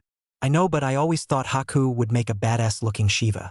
I don't own Final Fantasy as the ice started to melt, and then you could see Haku as she fell to the ground below, only to be caught by a snake that appeared out of the ground.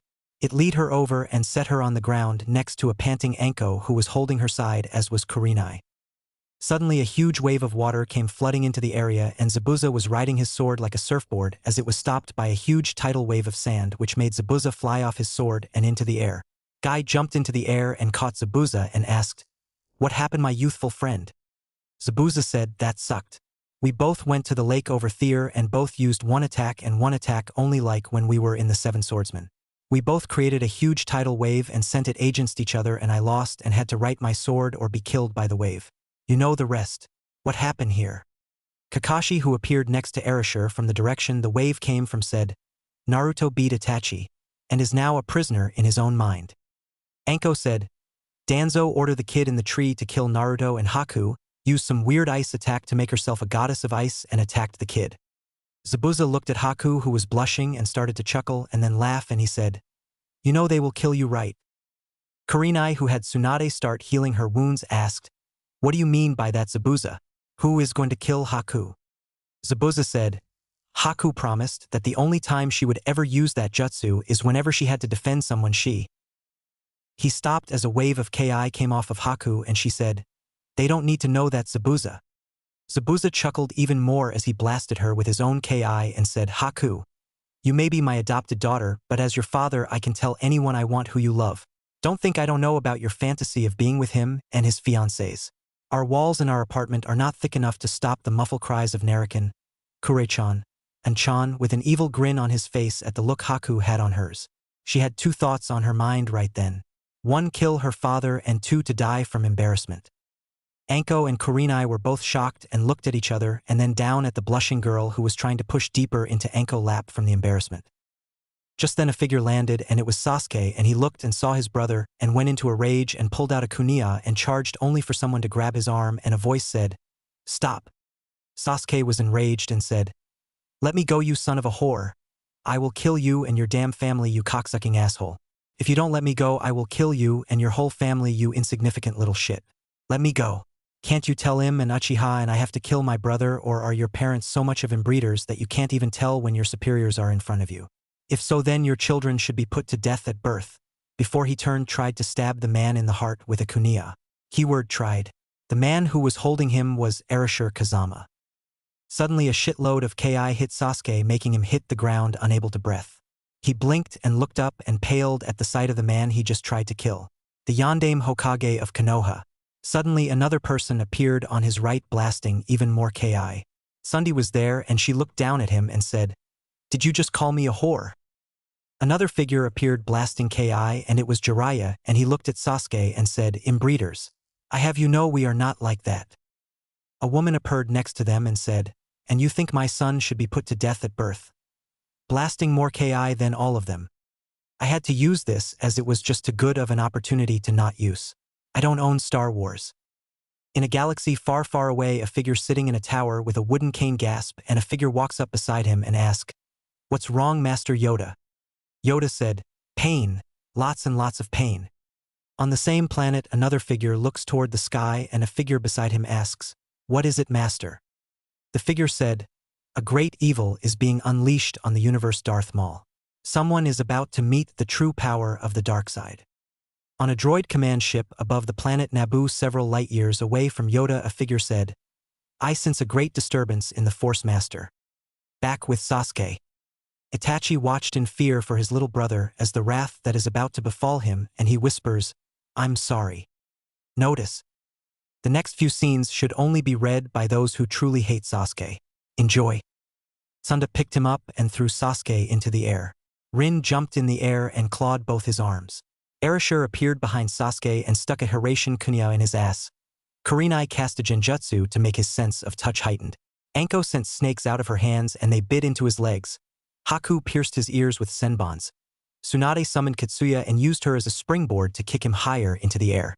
Jiraiya summoned Gambunta and had the Toad Boss spit oil into the air, which he ignited. Gaara used his sand to hurl Sasuke back toward the planet. Temari, who arrived with the other Genins just in time to hear what Sasuke said, used her fan to increase his speed. Kiba and Hand both jumped into the air and clawed his legs as he fell and bounced off the ground, only for a tidal wave to catch him and swirl him into a vortex, and Haku froze the water around him. Kankuro sent Crow in and plant explosive tags around the human popsicle and had them explode. Hinata walked over and used the hack Rokujuyan Sho, 8 trigrams 64 palms, on him and made him fall, making several people raise eyebrows. Niji, after reading the note from his father and everything he heard tonight, decided since he already hated Uchiha, he would take out some frustration and used a Kaitun to fling him into the air. Surprisingly, the only person who felt sorry for him was the one who caught him. Sakura. Naruto groaned dead awake while this was going on and asked Kakashi what happened.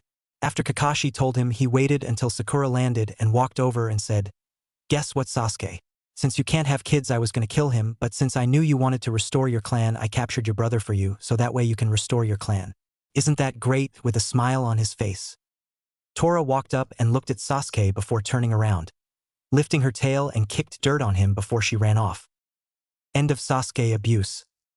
The third finally got over his shock of the stupidity of Sasuke, as well as what happened, and walked over and cleared his throat and said, "Okay everyone, good job and thank you for dealing with this problem quickly. I will have someone take the wounded to the hospital and get ABNU to clean this mess up." Dismissed. Everyone started to leave and Naruto sighed and stopped in mid-step, and Rin saw this and asked, "What's wrong, son?" Naruto groaned and fell face first Aegean to the dirt. Tsunade ran over to him and started to do a medical jutsu as several others started to surround him, and Hayash asked, "What's wrong?" Tsunade finished her scan and said, "His body in shock from chakra exhaustion, Aegean." Erashur looked at his son and said, "Come on, let's get you some rest." As picked him up and left in a swirl of leaves. The next day Naruto had something that would live in his memory forever happen. He had not awoken until about 1 p.m. because of not using Kyuubi to restore his chakra and had to do it with rest. He got up and went to town to eat. As he walked through the village, he was stopped by an ABNU, who informed him to go to the council chambers immediately.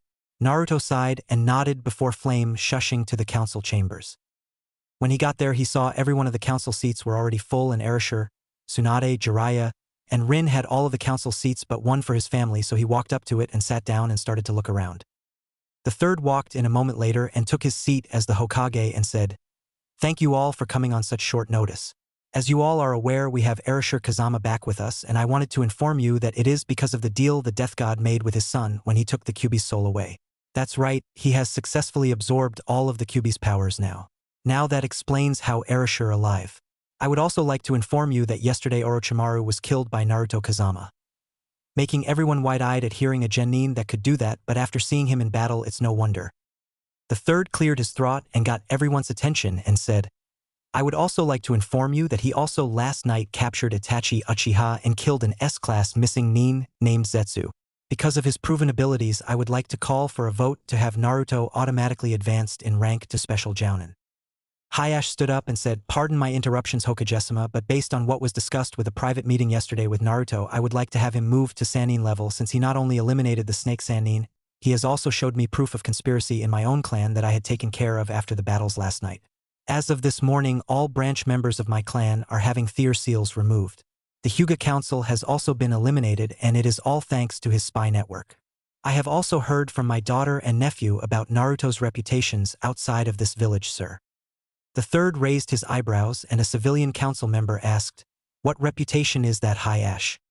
Naruto sighed and said, "IWA has already issued a flee-on-site order when confronting me and labeled me as an SS rank shinobi before I was even a genin because of my advanced Hiraishin jutsu that I call Flash Step. I took out 40 jounin when they tried to assassinate my family in the past few years. They call me the second Flash of Death. Mist has also put me as an S-rank shinobi and posted a bounty on my head, and they have 2 names for me, I am informed. They call me Sexy Blonde because I created a perverted jutsu that knocked out 1,000 of Thier ninja when they tried to enslave a village in Rain. Rain, because of that incident, call me Music Man, and Mist has also started calling me the Butcher of Wave for killing some of Thier chunins when me and my team went Thier as bodyguards. Like it was nothing, while everyone's eyes in the room were as big as silver dollars. Naruto looked around the room and asked, "What? It's no big deal." As everyone face-faulted. After regaining his composure, the third said, "Well, I agree with Hayash's idea. Does anyone have any objections?" Naruto said, "Pardon me, Hokage, but what exactly would I have to do if I was given the rank of Sannin?"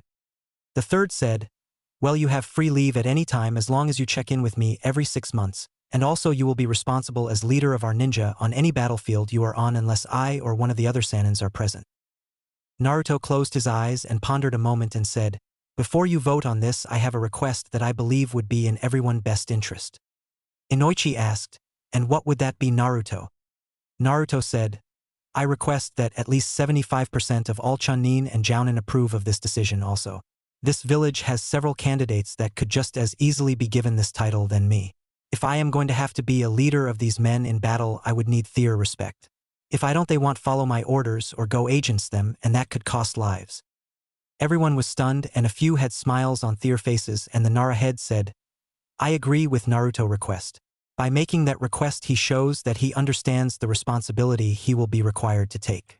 I say that we should send out some ABNU and have them request the vote while we discuss the Uchiha matters."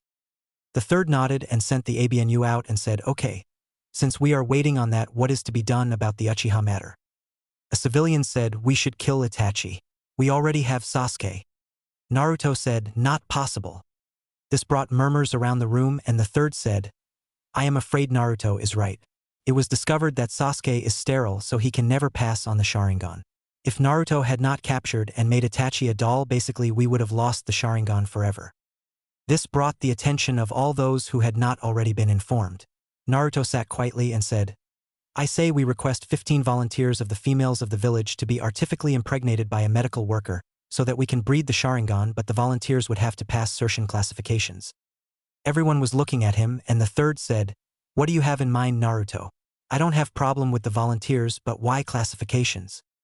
Naruto thought for a moment and said, "I did some research when preparing to kill the 2 Uchihas."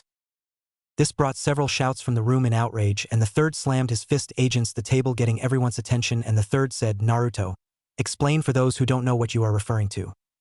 In a commanding tone. A civilian screamed, "He wants to kill Itachi and Sasuke." Naruto smiled and said, "Who said I was referring to those 2 Uchihas?" Getting several confused looks. Another civilian said, "Then who are you referring to if you don't mean Sasuke or Itachi? They are the only 2 Uchihas left." Naruto said, "That is where you are all mistaken. Currently there are Sasuke, Itachi, Uchiha Obito, who was on my father's team and died on a mission but was brought back to life by a forbidden kenjutsu, and the first Uchiha, Uchiha Madara. The last 2 are the ones I plan to kill." Just then an ABNU appeared and handed a paper to the third, who looked at it and nodded before the ABNU left. The civilian asked, "If what you say is true, then why do you wish to kill them?" Naruto sighed and said, "How many tailed demons are there, and who is the most powerful one of them?" This got everyone's attention, and a civilian said, 9, and Kyuubi was the most powerful. You more than anyone should know that." Naruto said, "There are actually 10 tailed demons. The last one is a dragon, and he was imprisoned by the other 9 demons because he wanted to destroy the entire world and make himself and his followers the only living creature. He is also the most powerful. The reason I want to kill those two Uchihas is because Uchiha Madara was responsible for Kyuubi's attack and he is also the servant of the 10-tailed demon. He wishes to free his master, so to stop him I must kill him before he gets what he needs to do it. Even though I don't have Kyuubi's soul anymore, he may still know of a way to remove Kyuubi's power, so I must not let that happen. Erashur said, "Son, why don't you tell them why Madara was responsible for the Kyuubi attack so they know the truth and also how Madara is still alive?" Naruto nodded and several people agreed with Erashur. Naruto said, to cut a long story short, Uchiha Madara was given the Sharingan by Kyuubi. Kyuubi wanted 100 of Madara descendants as payment for the Sharingan. He agreed, that's why he attacked. To get his payment. As for how Madara is alive, Kyuubi was no fool and knew humans could not live long enough to get his 100 sacrifices, so he made it where Madara will live for 1,000 years. He has 800 left unless someone kills him and destroys his body. That's what I plan to do. It will end his quest to free his master and no other village will have to deal with a tailed demon beside the 3-tail and the 5-tailed. As for Obito, he may have the one Sharingan, but because of the jutsu they used on him he has lost his mind and has all the skills of a jounin but the mind of a 6-year-old or younger. I just want to give his soul the peace it was denied. The third asked, what do you mean by only have to worry about the 3-tail and the 5-tail Naruto? Naruto sighed and thought, take this you assholes, and said, the rest have already been put in children and besides my future brother-in-law Gaara I have kidnapped and hidden them with trusted bodyguards so that they can live as normal a life as they can without having to experience any more of the pain that I had to suffer as a child, as well as protect them from Uchiha Madara. I may have been young, but I still remember everything about what happened to me and I don't want any of them to suffer like that if I can help it. That's part of the benefits of being a demon vessel. Photographic memory. I remember how some of the people on this very council called for my life to be killed the day my father here sealed Kyuubi in me. I have forgiven, but I don't want another innocent child to suffer more than they have to. The other two demons are currently hiding and I don't know where or intend to find them and incur their wrath. Making several people in the room pale knowing what they did, and he remembered it and the man they claimed as a hero sitting there looking pissed and having his son also talk about it and him being probably one of the strongest in the room. Naruto looked around the room and thought, yes, vengeance is a dish best served cold. Squirm you little bastards and feel my pain every time you see me or my father and fear for your very soul. Ha ha ha ha ha. Yes, Naruto does have an evil side and his favorite hobby is making the council pay for his pain. Everyone seemed in thought for a few minutes and Inoichi finally brought the room out of its dreaded thought, as he was not one of the ones who did it, but he also never helped, but Naruto does not hate him, and said, what was the criteria you wanted us to look at for the Sharingan breeding? Naruto said, they need to be tested for elemental affinities. Only those who have fire affinities should be used. Anything else and odds are the Sharingan won't be able to be used by the children and may also dilute the bloodline. The second thing is they need to come from a family who have reserve ninja or retired ninja as the parents, so that way they can learn to control it, since Sasuke and Kakashi are the only two who will be able to tell them much about it. If they have advanced training like chakra control and basic ninjutsu and taijutsu skills, it should help to ensure that the children will be able to use the Sharingans fully when Kakashi or Sasuke teach them, but I think it would also be wise to have a bodyguard present so Sasuke does not kill them, as he will most likely see his brother in them. Last is they should have mental evaluations every 6 months, so we can try and solve the secret flaw of all Sharingan users besides Kakashi. This brought the attention of everyone in the room, having never heard of this, and Hayashi asked, what do you mean secret flaw, Naruto? Naruto looked at him and said, every Uchiha who has a Sharingan goes through a time anywhere from a few minutes on up of temporary insanity. The only thing that can cure it is the sight of blood from a kill they have made. This brought gasp from everyone, and the third said, Naruto, how can you say that? I never saw any evidence of that in all my time as Hokage. Naruto looked at him and said, tell me, Hokage-sama, how many people died in the Uchiha prison by suicide or went missing? The third's eyes got as big as a silver dollar and he said, oh my, I had never investigated it because of the clan's outstanding performance, but probably at least 2 a month was reported as mysterious deaths or suicides and a few escapes that were never captured. If what you said is true, then. Naruto nodded and said, that's the secret flaw of the Sharingan. Kyuubi did it as a joke after the second request from Madara. A way to flaunt power in front of the Hyugas. To get the power you have to kill their best friend, but the side effect is once you activate it the demon blood from the eye makes you go temporary insane. If we can properly identify the point in the children they become insane, then we can hopefully cure it. I wonder how long before Sasuke's hits. I imagine Itachi's was when he wiped out his clan. Everyone paled and Inoichi quickly said, I agree with Naruto ideas and they should be administrated by them. Now did you get the decision from the ninja Hokage-sama? The third nodded and said yes, and actually 90% have agreed. The only ones who did not are the ones who have had reports of attacks on Naruto as a child and those who are ready to retire but don't think he is ready for it. I say we vote on it now. Everyone voted and they approved with a 75% vote. The third said Naruto is now a Sannin of the Leaf Village. What should his type be? We have a frog and slug, and though Naruto has a snake contract, I don't think he likes that. Naruto thought for a moment and smirked and said, "Call me the Fox Sannin. I will be thought of with Kyuubi anyways, and since it seems I got the better of him, might as well use it."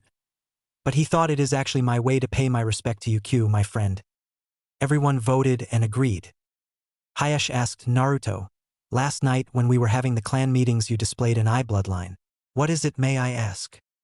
Naruto said, "I created it with the knowledge I got from Kyuubi as a way to put me on even footing with Itachi, Obito, and Madara. It was how I was able to trap Itachi in his own mind by letting me fight evenly with him in the Genjutsu world of the Sharingan. But it won't be any need for concern as I will be the only person who has it. I refuse to let my children have it." This brought murmurs in the council, and a civilian asked, "Why won't your children have it?" Naruto said, "Simple, I have most of Kyuubi's knowledge but not all of it, and I refuse to take the risk that I make a mistake with it and cause insanity like Kyuubi did with the Uchihas. If only I have it, then if any flaws appear I can fix it and not worry about it. Unless you want another clan that could one day wipe themselves out or worse the village.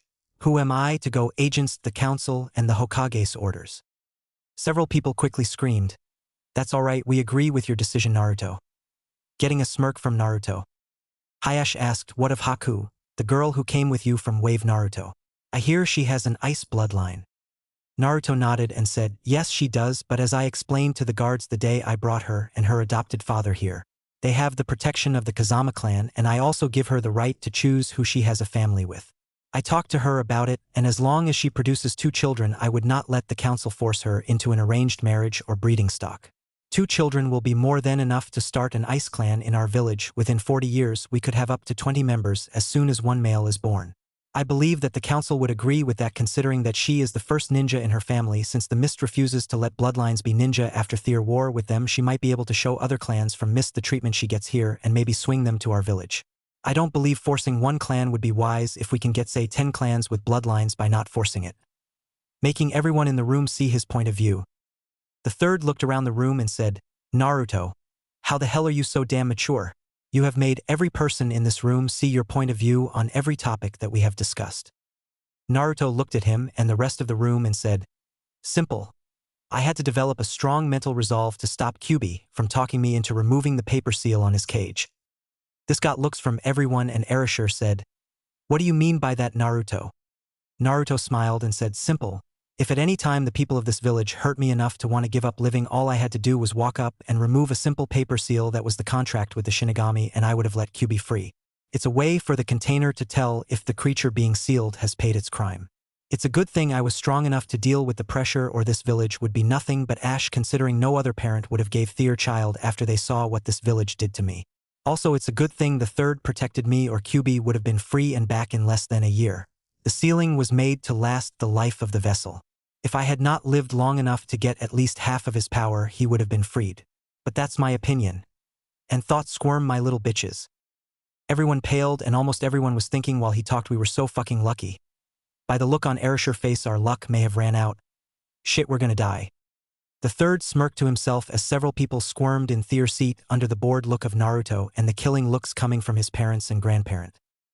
Just then the council chamber doors opened up and a Chunin ran in and said, "Hokage-sama, Uchiha Sasuke has left the village and killed a guard a few moments ago when he tried to get to his brother."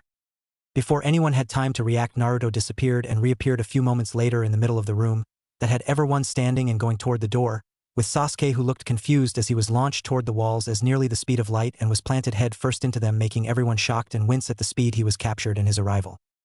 Flashback. A few moments before, as Sasuke was jumping tree to tree, he was in mid-jump when he felt someone grab him, and by the time he had time to react, he was already back inside the council chambers and was still traveling at great speed and hit the wall hard, lodging his head in the wall. Flashback end. As Sasuke pulled his head out of the wall, he turned and saw Naruto standing in the middle of the room, and everyone else was looking both shocked and pissed. Sasuke said, "Why the hell was I brought back to this damn village?" The third said, "For murder and becoming a missing nin." Sasuke said, please, this village won't hurt me. I'm the last Uchiha and this town kisses my feet and bows before me because my family is royalty. Naruto asked, can I please shut him up? Getting a nod from the other clans as well as the Hokage. Sasuke snorted and said, like Yuku. As Naruto disappeared and then he felt someone hit his neck and he fell to the floor passed out. Naruto sighed and said, he's alive. I just made him pass out from a pressure point. Everyone was amazed by Naruto's handling of the Uchiha. As Naruto was about to return to his seat, a dog ran in and started barking and Rin, Naruto, and the dog's master Tsum all burst out laughing and everyone looked at them and Rin asked, so when's the wedding? Tsum said, if he is still a man after he gets out of the hospital, I would say after that. With a smile on her face.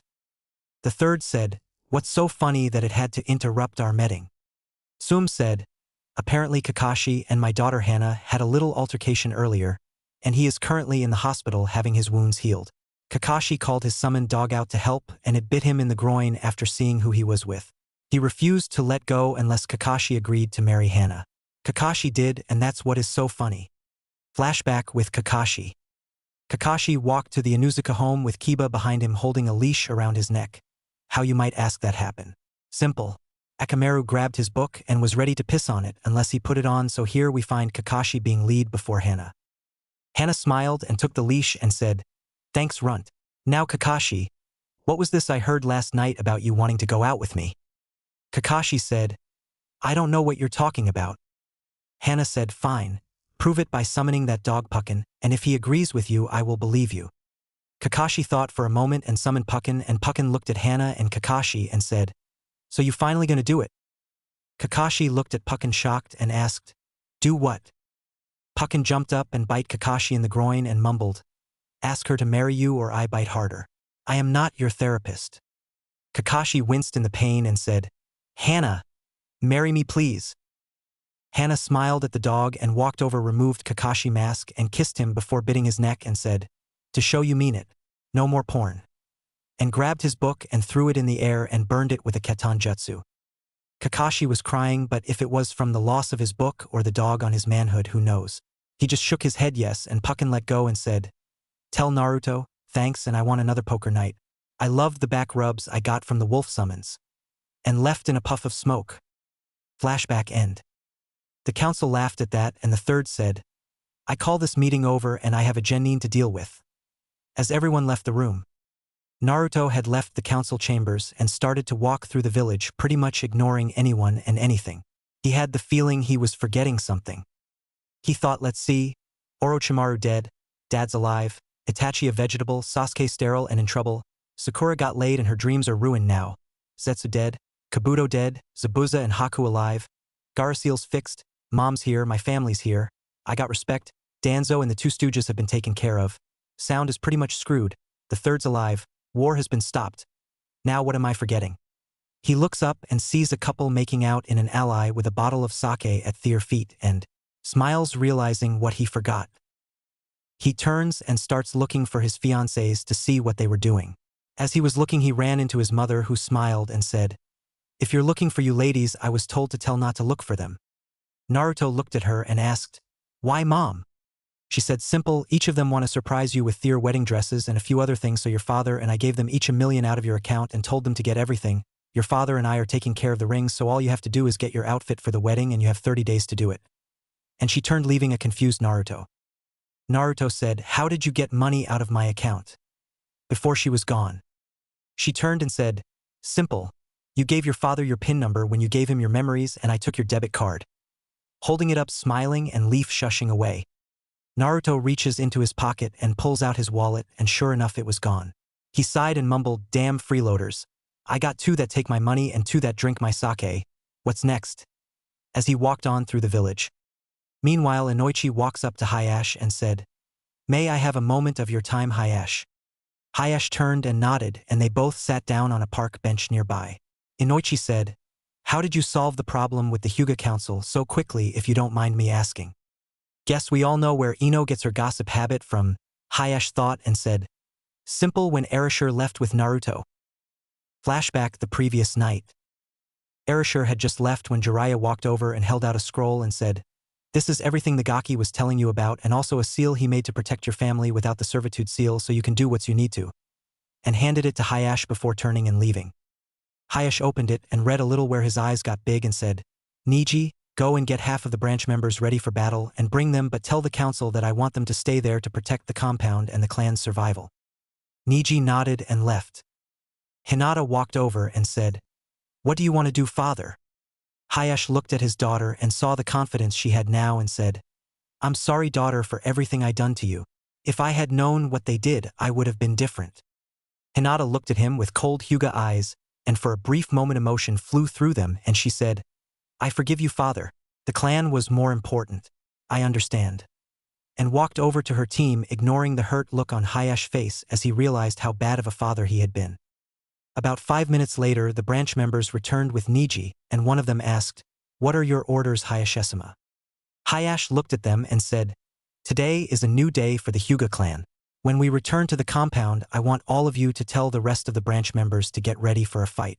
I have been given proof that it was the council that had killed my wife and also the council who had arranged for Hinata to be kidnapped as a child and my brother's death.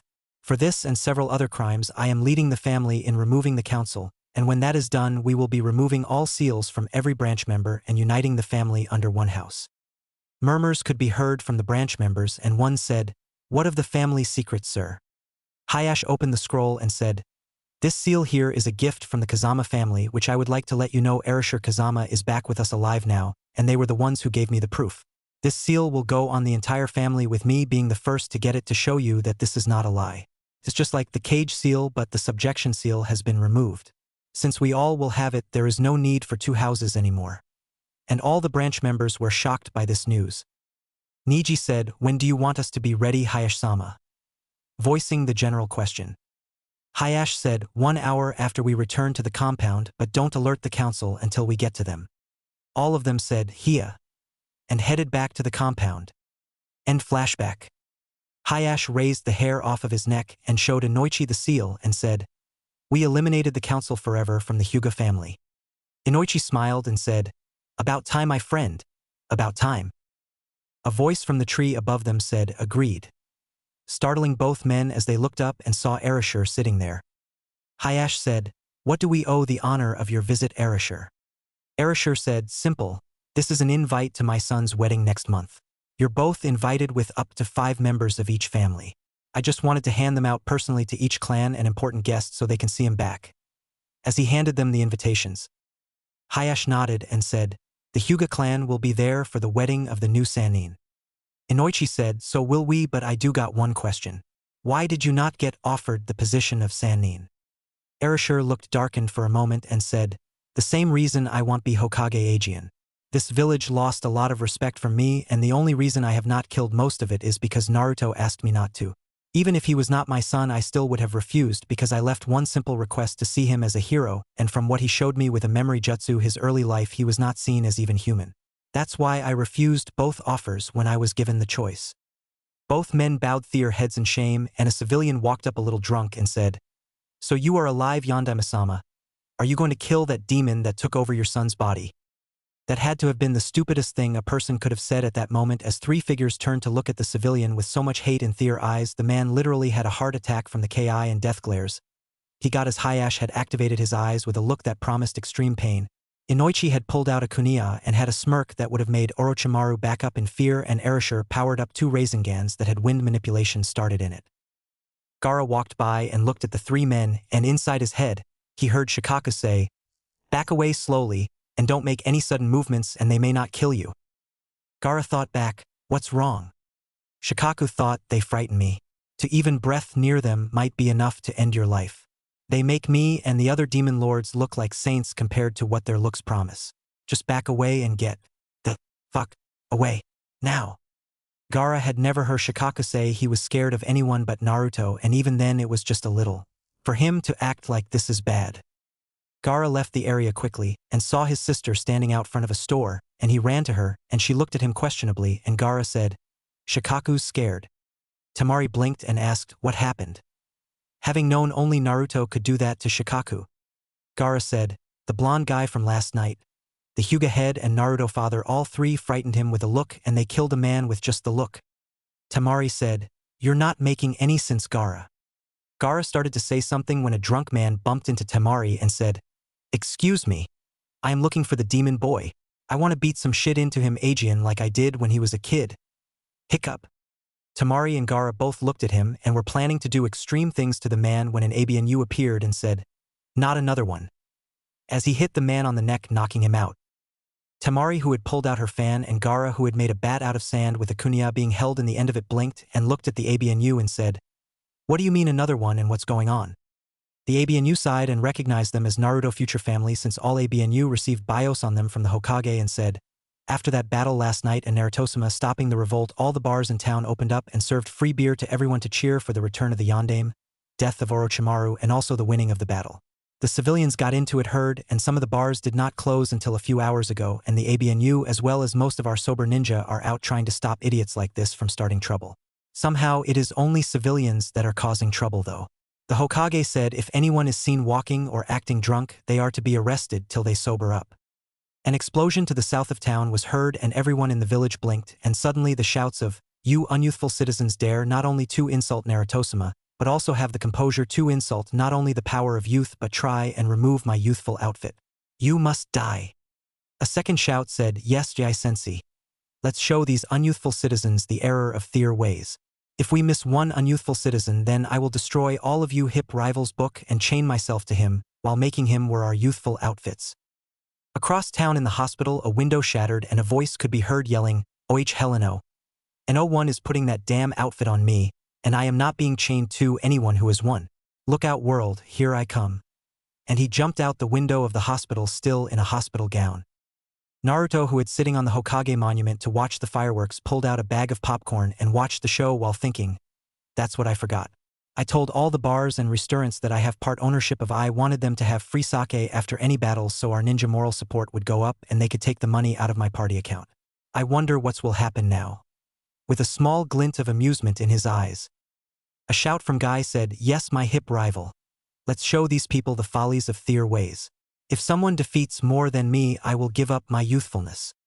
Correction, that had to be the stupidest thing anyone has ever said. At that moment all ninja in the village stopped, blinked and blinked Aegean, even if they were not helping before with the citizens, as the words registered in their minds, and every ninja in the village cracked their knuckles and thought, "He's going down." And all of the citizens who were drunk and causing trouble all had one thought going through their minds: "We're fucked." The Hokage himself jumped out of the Hokage tower in full battle uniform with Enma in his staff form, looking for anyone who had a sake bottle or smelled of it. Anko had her snake summons out looking for drunks. Tenten pulled out every trap scroll she had on her and went to town. Niji was striking every civilian in town, no matter what, with a knockout shot of gentle fist while counting in his head. Similar scenes throughout the village could be seen. Naruto, who was still on the Hokage monument, sent out mass Kagebunshin into the village, hinged into civilians, and had them take a bottle of sake with them to get more civilians into the action. Sakura, who was crying after she heard about Sasuke not being able to have kids, was sitting on the steps of her home when a man walked up to her and said, "Here, drink this and it might make you feel better," and handed her a bottle of sake before walking away. A moment later, Sakura, who was still looking at the bottle, was pinned to the wall by ninja wire as snakes crawled up her legs, and a staff hit the step where she had been a few moments ago. Unable to comprehend what was going on, Niji appeared and knocked her out and said, "That's 40 for me," and ran to find his next target. The third said, "Damn it. Let's go, Enma," as he jumped up on a rooftop. At the gates of the village, a man with a black cloak and red clouds and Aswedich was looking at the village, and he said, "Even my gods say not to go there today. Let's go." The man beside him said, "No bounty's worth that mess," and left the village, but stopped when a figure appeared in the road ahead of them. The figure stood and up straight and said, "I know why you are here, Atasuki. I am sure you love the fact you can't find the rest of them besides me and Mai and the One Tail. I have a message for your leader." The one who had the scythe said, "Why should we?" He stopped when a knee hit him in the gut and his scythe fell to the floor in 3 pieces and was knocked back 10 feet. The figure stood and said, "I am Naruto Uzumaki Kazama, the vessel for Kyubi. Tell Madara that his plans have already failed and his master will never be freed. I have all the vessels hidden but Shikaku, and if he disappears I kill the rest. If he wants to fight me, tell him that in 1 month I will face him at the Valley of the End, and tell him that no matter what, one of us won't be leaving alive. If he don't show, they will die, also ruining his plans. If by some miracle he can defeat me, I will tell him where they are. Now be a good little bitch and leave my village before I send you to your god and crush all 5 of your hearts. I know what you did to the first Hokage and I won't go easy on you.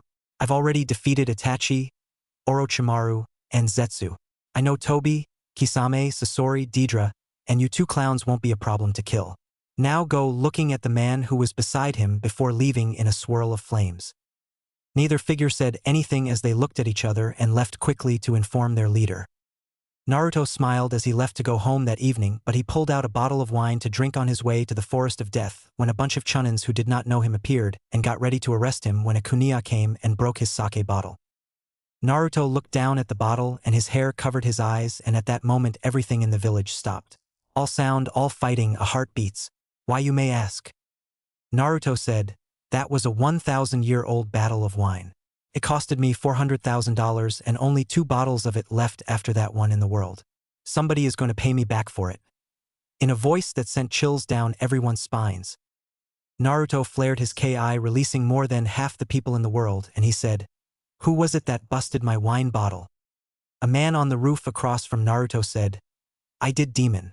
Remember me? Naruto blinked and said, Mizuki, how many times do I need to beat you to shut you up? Mizuki said, what are you talking about, Kyuubi? You never beat me. Naruto said, that's right, I just told the Hokage about you planning to steal the scroll. How did you escape prison? Mizuki became enraged and charged at Naruto, who merely looked bored and pulled out a kunia and deflected each of Mizuki's attacks with one hand while yawning, shocking everyone with his skill and pissing Mizuki off even more. Naruto had a knot and disappeared from sight. The next thing anyone knew, Mizuki was being sent airborne by a swift kick. Guy and Lee, who both having arrived, looked at the move, and Lee said, that's my. Guy could only nod and said, how did he? Naruto appeared behind them while a Kagebunshin of Naruto used Mizuki for a pinball before finishing the Naruto Uzumaki Renden and said, while I walked around different villages, I learned to watch their training and fighting and could quickly pick apart the routines and figure out how to do them. I have seen you both sparring while walking to my training grounds. That's how I know that, even though I changed it to fit my fighting style. Naruto turned and started to walk away and said, perhaps we can spar sometime and I can show you some of my variations and maybe learn some of yours. CYA. Leaving an awe-struck group, Kakashi appeared next to Guy and said, how many, Guy? Guy blinked and said, 73. Kakashi cried and looked around and said, anyone beat him? Everyone sighed and 20 different ninjas said, we tied with him. Kakashi sighed and said, so did I. The third appeared and said, I'm afraid that's all of them. Sasuke came walking up and was carrying a bottle of opium sake that a guy gave him, and everyone turned to look at him and had an evil glint in their eyes. Sasuke said, what the hell you looking at, peasants? Screams of agony reached Naruto's ears as he smiled before Flame Shushin home that night. The next day Naruto got up and dressed before going to the library. When he got there he saw his dad looking at a few scrolls and he said, so what are you planning? Naruto raised an eyebrow and Erasure said, I felt you use your flame Shushin yesterday outside the village gates and went to look what was going on. I saw the 2 Atasuki figures you showed me memories of, so what's going on? Naruto sighed as he sat down in a chair and put his feet on a desk and said, I want to end it. With me showing my strength even a little, and the fact he can't find the others, Madara's going to be coming for me sooner than later, so I wanted to make sure it was not a surprise attack, so I offered him a choice. Fight me at a battle I chose or loose his precious demons forever. He won't risk losing them, so he will show. That way I won't risk the village and I won't have to hold back for fear of collateral damage. As he closed his eyes, Erasure sighed and said, you know you can't defeat them all by yourself, right? Naruto nodded and said, I know their strengths and weaknesses and all, but I need to figure out how to get the ones I need to fight to do it. Erasure asked, who do you need? Glancing toward the bookshelf, Naruto looked at him and said, I need 2 Naras, Kakashi, Tenten, Tsunade, Jiraiya, Asuma, Gaara, Baki, Temari, Kankuro, Yu, Zabuza, Guy, Lee, Anko, and at least 3 other long-range fighters, preferably more, and at least 1 close-range fighter to deal with the other members while I face Madara. Erasure looked at him and said, so do you think they could be used? A voice from behind Naruto said, yes, I know they all could, but I would want them to know who they were fighting. Naruto said, I see you decided to drop the genjutsu, old man. So what do you think? The third said, I want all clan heads and jounins in the Hokage Tower in 2 hours, and I want you to tell us all their strengths and weakness. Naruto nodded before the Hokage left in a swirl of leaves. Erasure said, I will get the Sand Sibs as well as the rest of the family. You get everything ready. As he left the room. 2 hours later, all the clan heads as well as the rest of the jounins were gathered in the Hokage Tower war room, and the third said, Thank you for coming. Yesterday, 2 S-class criminals that are part of the group Itachi was a part of until his capture came to the village to gather information. They want all the tailed demons, but as Naruto has told the council they can't succeed since he has absorbed all of Kyuubi's power, but they still want the other 8 and we can't let them get them. In 1 month we are expecting a battle with them because that was what Naruto told them to do in order for the village to be left out of the fighting. Each member of this group is an S-class criminal. 1 member is responsible for the death of the previous Kazekage. Another member was responsible for the death of the Shodame Hokage. Getting gasp from everyone in the room. Naruto said, I know many of you are wondering how that one can still be alive.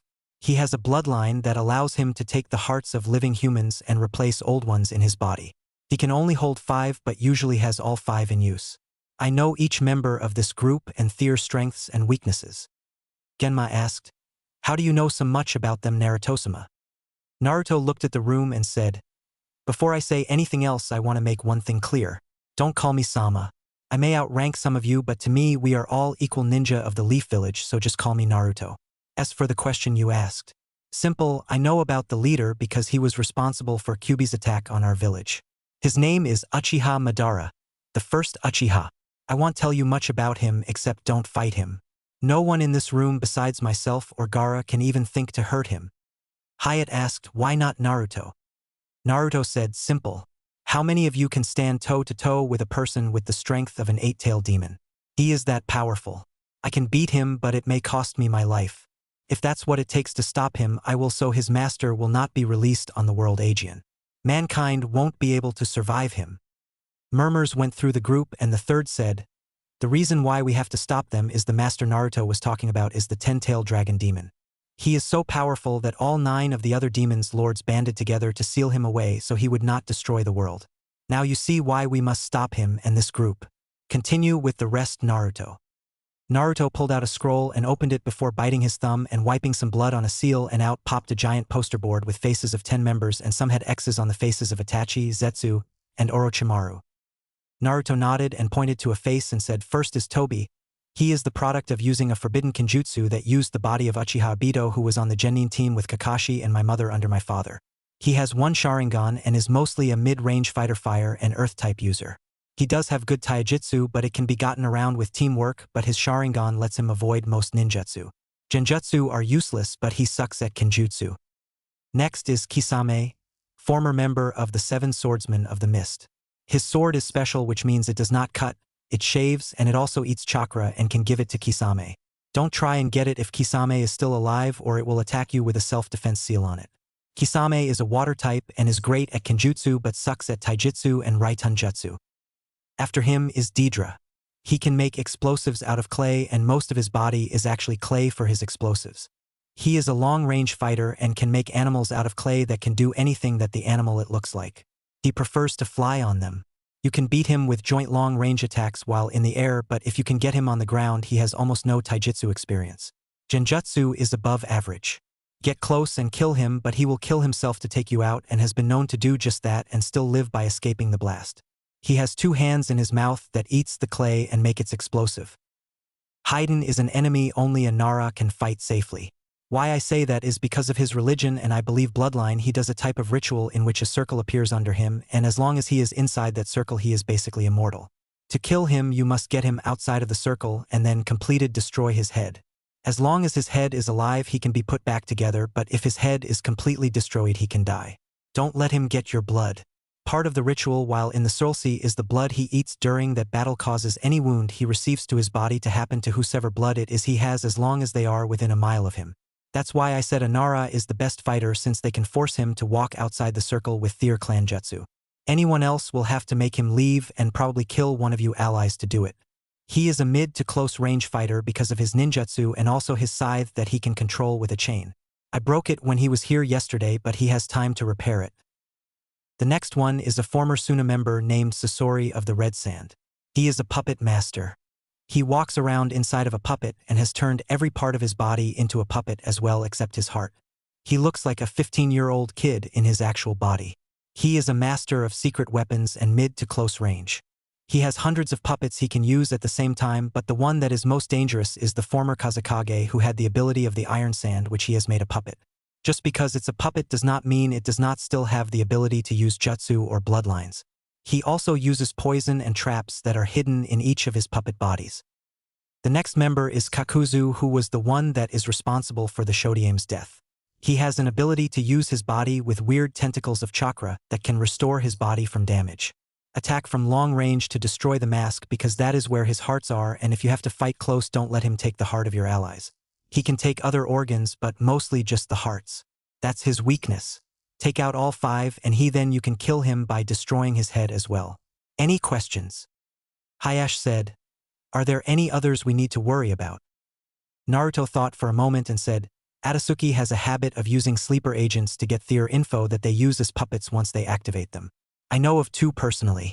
One we killed with Orochimaru named Kabuto and the other was a Sunanin. I know they have others out there so they could bring them to try and use as cannon fodder to weaken me and anyone I brought with me. I don't know how many others, but the most it would be 50 altogether. Any more and they run the risk of being discovered. 1 per village is what I would believe. Since Kabuto was the leaf, I don't think anyone else could be a puppet, so that's all I have on them." Kakashi looked in thought and said, "How many do you want to take with you, Naruto, for this battle?" The third said, "I have heard Naruto descriptions of them and their abilities and we talked about it. This is volunteers only, but I want to try and have a team of at least 20 to go into battle. Those of you who want to get involved meet at Training Ground 7 tomorrow at 8 a.m. and don't be late if you decide to help Kakashi. The rest of you prepare your families and homes in case the fighting comes here." Asuma asked, "Where is the battle to take place?" Naruto said, "The Valley of the Ends." Fitting really if you think of it. On one side you have the village of Konoha fighting to protect its lands and loved ones, and on the other side you have Atsuki who want to rule and destroy the world. I got a lot to work on for tomorrow and I hope to see you tomorrow. And left in a swirl of flames. Inoichi said, "Do you think we honestly should get involved, Hokage-sama?" The third took a puff from his pipe and said, "We got involved 13 years ago when Kyuubi attacked. I think it's time the leaf returns the favor." Getting a few smirks in the room from that as they all left the room, and the third pulled out his Ika Paradise and giggled as he read it. Naruto smiled as he walked into his library. Tomorrow it begins. Now there is a point in every man's life that he realizes that he opened his mouth and inserted his foot. During the meeting in the Hokage's office, Naruto did just that. How does he know that and why is he so sure? Simple. The moment he sat down in his chair in the library, he was instantly wrapped in snakes binding him to his chair, his feet frozen to the ground. Had a genjutsu hit him, making the room dark except for a spotlight shining on his head from above and a giant metal fan hitting him on the head. Nothing really to tip him off right. Now he knew he could get out of this no problem except for the look on the 4 ladies that were looking at him, promising intense pain if he moved. Now Naruto thought back and tried to figure out what happened when Haku pulled out a sunbon needle and held it at his groin and said, "So you would die leaving everyone that loves you just like that?" Naruto blinked and saw the look in her eyes and thought, "Oh hell, she loves me, Aegean. I'm fucked." And said, "Well, I was trying to motivate the others since the men we will face are tough." Wrong answer. Smash. His chair was flipped backwards and his head hit the floor and Kurenai put her foot on chest. Problem was, she was wearing high heels. Why, you may ask? Simple. When she got the message to come to the meeting, she was trying on wedding shoes and decided to get heels.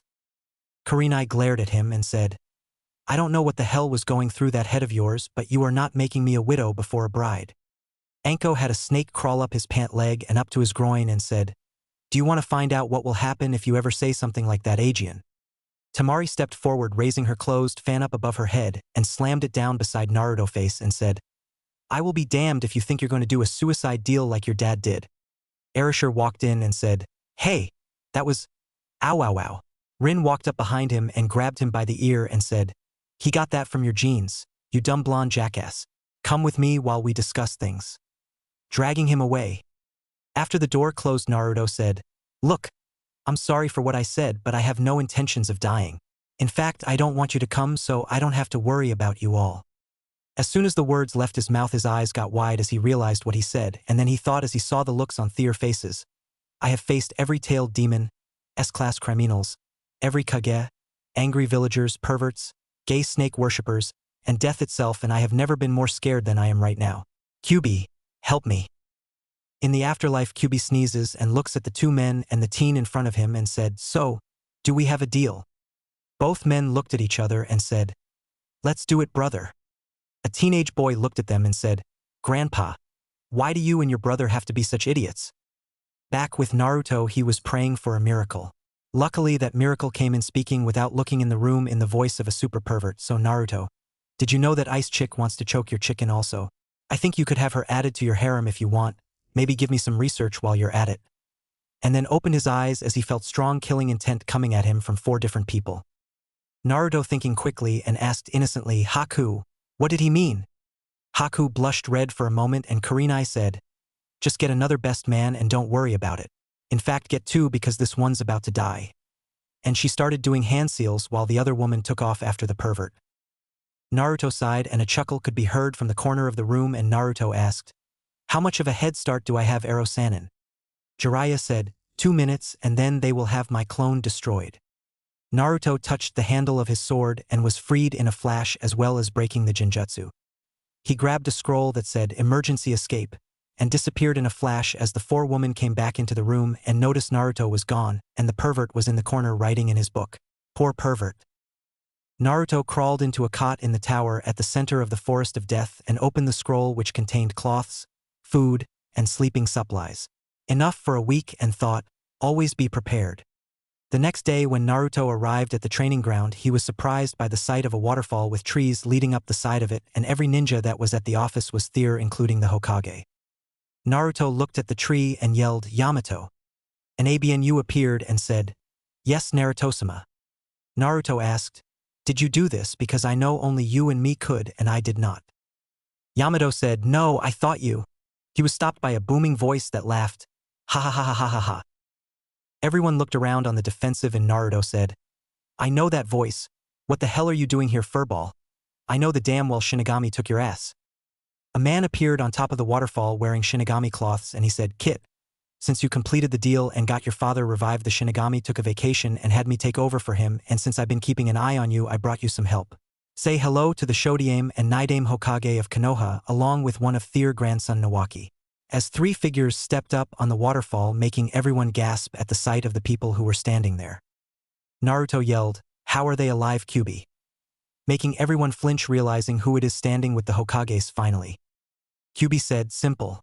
As the acting god of death, I have the right to bring anyone back to life I want, and since I know what you got planned, I want to be present to take those assholes out for all the trouble they caused me and this village, though I will still be the god of death when some of these assholes in this village die, so I get to pass judgment on them.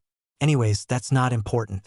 What is important is that with 4 Hokages, 2 Sanins, a demon vessel, and the you who are as powerful as a 10-tailed demon, this is going to be one hell of a party to watch." The Sandiame finally got over his shock and asked, "What do you plan to do, no QB, and what about the people you brought with you?"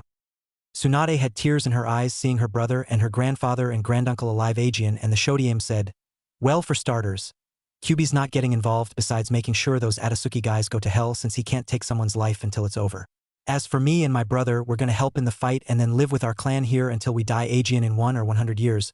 Unfortunately, we may take our clan out of Konoha after this battle is over, or kick everyone else out for treating our family like shit." Making everyone flinch, realizing something. 3 Hokages, 2 Sanins, a demon vessel, and possible the strongest person on the planet is still pissed at them. Eep, they're screwed. QB getting a shot and said, now Hokages, you know they will have to suffer from all their loved ones when they get to the other side. I know everyone who died in my attack are pretty much ready to come back and kill everyone in this village for treating their hero the way they did. Making all those who did pale. The Nidame created 20 water dragons and said, "Since you're all here to train, first training lesson, speed. Outrun my dragons or be 8. And the dragons charged into the group of ninja, making some of the less seasoned fighter flee. The Shodiame said, "Not without my help, brother." And created 20 earth dragons doing the same thing. Nawaki said, "Don't forget me." And created 2 fire dragons, sending them after the sum as well. Naruto blinked and said, "Well, I know what's going to happen at the Valley of the End now." QB asked, Now what's that kit? Naruto touched the hilt of his sword and 100 dragons appears. 10 earth, 10 water, 10 fire, 10 electric, 10 ice, 10 wind, 10 sand, 10 wood, 10 shadow, and 10 mixed dragons containing every element. The third blinked in amazement as the dragons went out throughout the village chasing every ninja that was at the meeting. Naruto said, "A lot of shit is going to be blown up," making all those related to him laugh. After the dragons rounded everyone back up and brought them back, Naruto created clones that hinged into Atsuki members and started showing everyone what to expect and how to get by them, and that's how the rest of the time for the month went. The Hokages and Naruto training everyone through tough training. As the day arrived for the battle to begin, the ninja arrived at the Valley of the End and Atsuki were on the other side with an army of about 100 and the Leaf had around 100 also, and everyone blinked as the valley floor had been turned into a giant arena and Kyuubi walked into the middle with a microphone and said, "Ladies and gentlemen, on behalf of the millions and millions of souls in the afterlife, Lel Lilites, get ready to..." He was stopped as both sides sent all kinds of jutsu at him as he disappeared and appeared on top of the waterfall in a flash of flames, watching over both sides with a huge tub of popcorn and 6-pack of beer and said, "Mortal Kombat." And he pulled out Naruto N-Pod and started playing the Mortal Kombat theme, making everyone sweat drop.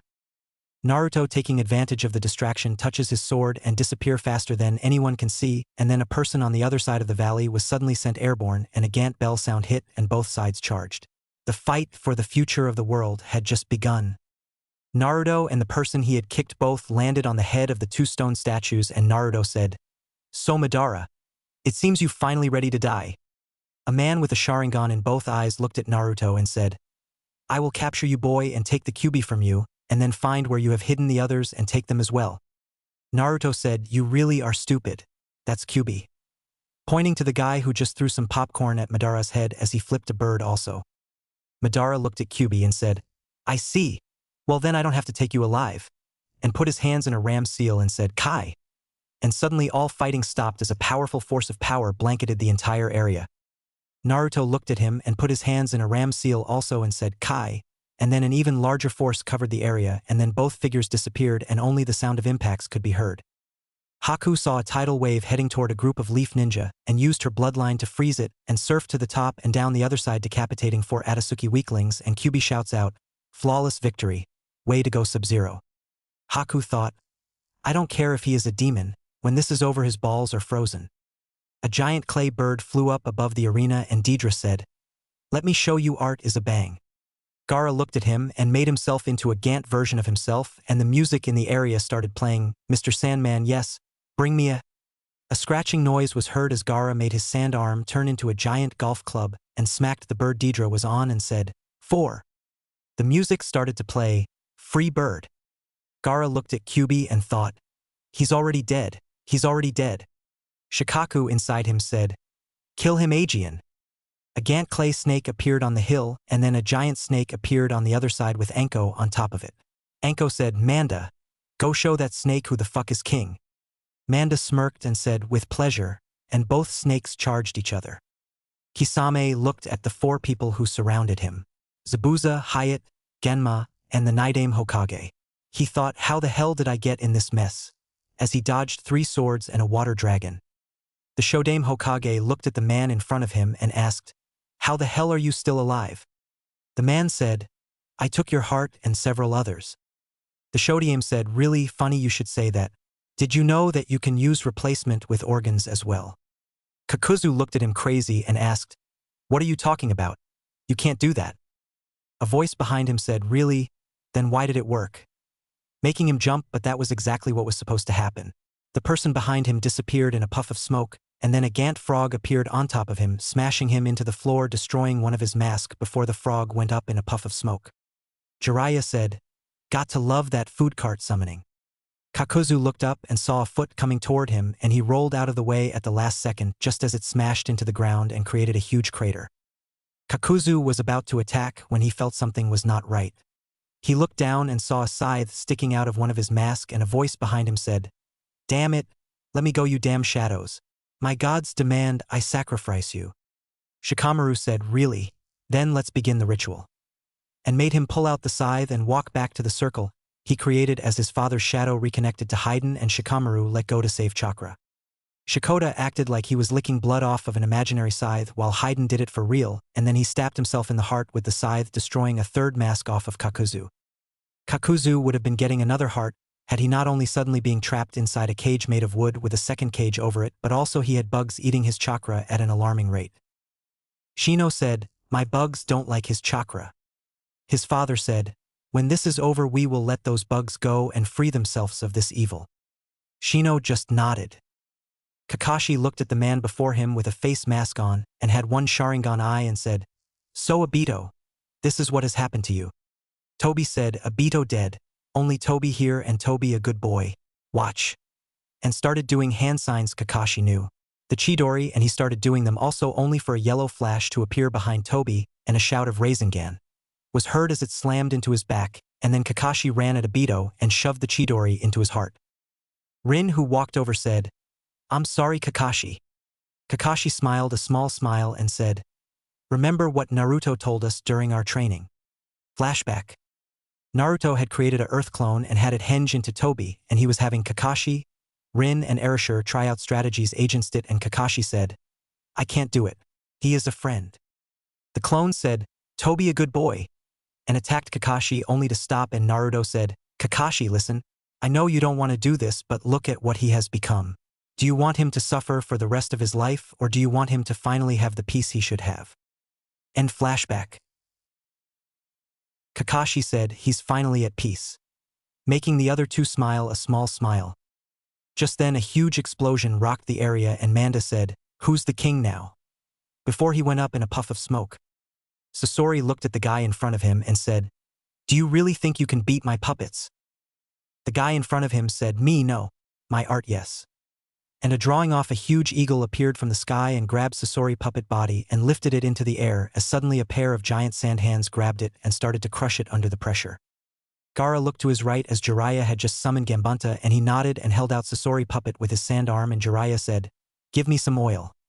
And Gambunta covered the puppet with oil and Jiraiya set it on fire, burning the outside body, forcing Sasori out of it, showing his real body.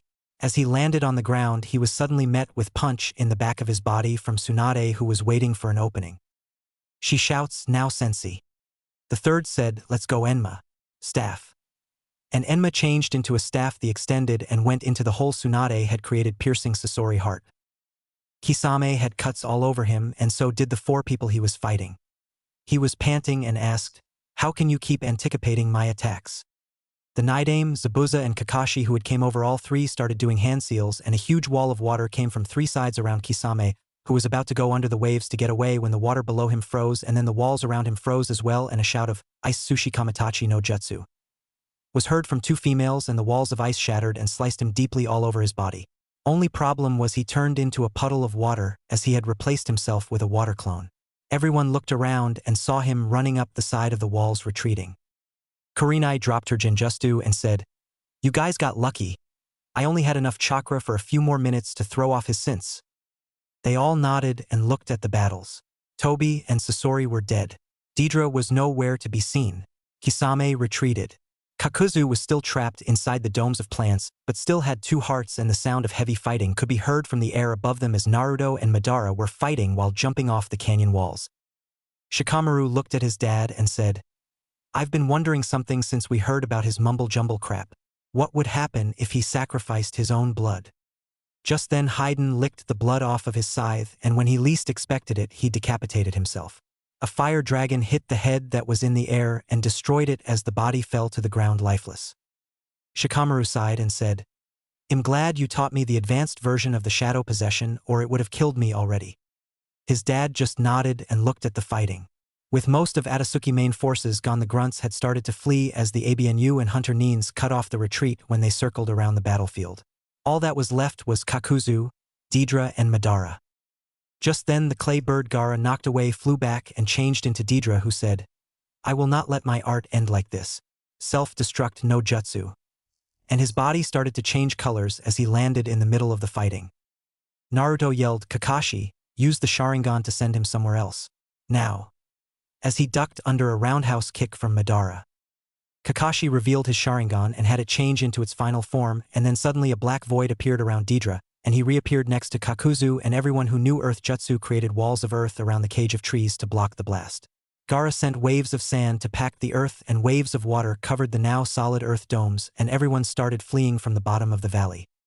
Naruto put his hand on the hilt of his sword, and 4 Kagebunshin appeared around the dome of earth and water and created the barrier jutsu of the sound for as a huge explosion caused the earth and water to fly into the barrier, but it did its job before dissolving by absorbing most of the blast.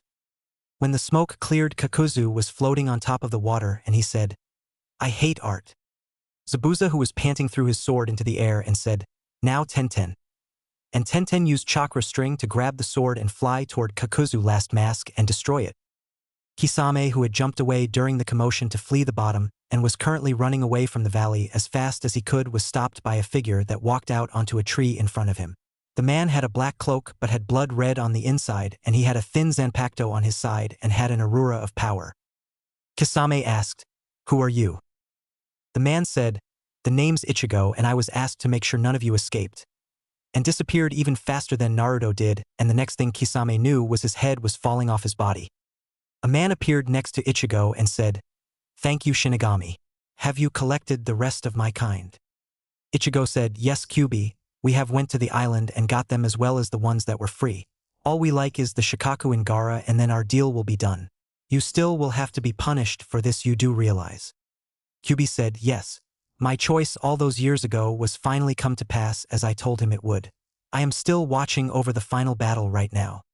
Ichigo nodded and said, "Mortals are not supposed to possess the ability to live past their time.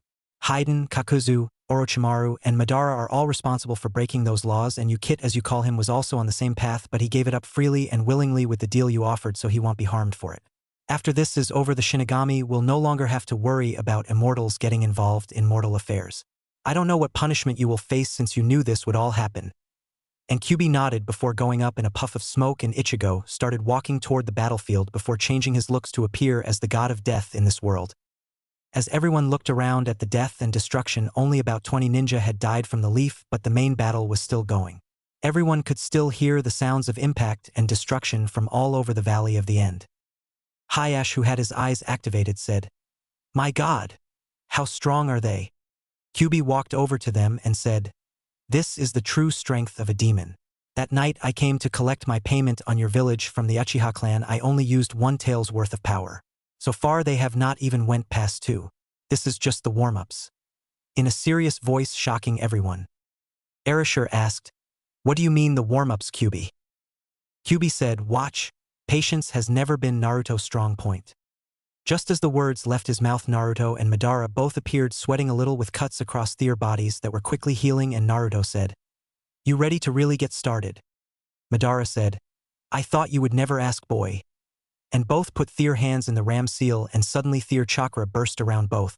Madara flew 100 feet into the air and took on the shape of a dragon, and Naruto matched his and flew into the shape of a fox, and both surrounded each of them in, and Naruto's eyes changed from blue to red, and then a swirl appeared around both of their bodies, looking something like a Hyuga ultimate defense. Naruto stuck out his hand and formed a Raisin Shuriken, and Madara, who had copied Kakashi Chidori, made one, and both charged and intercepted just as Naruto and Sasuke did the first time in his life, but this time the ball of energy was at least 3 times larger. The walls around the valley started to crumble. The trees around the valley started to fly backwards. Everyone who were watching had to use chakra to hold in place. The genins that came to help were having to be helped by the adults. Kyubi did some hand seals, and a barrier appeared around everyone to protect them, and he said, "Watch your village's true hero, and remember what your crimes were against him, and try and make amends."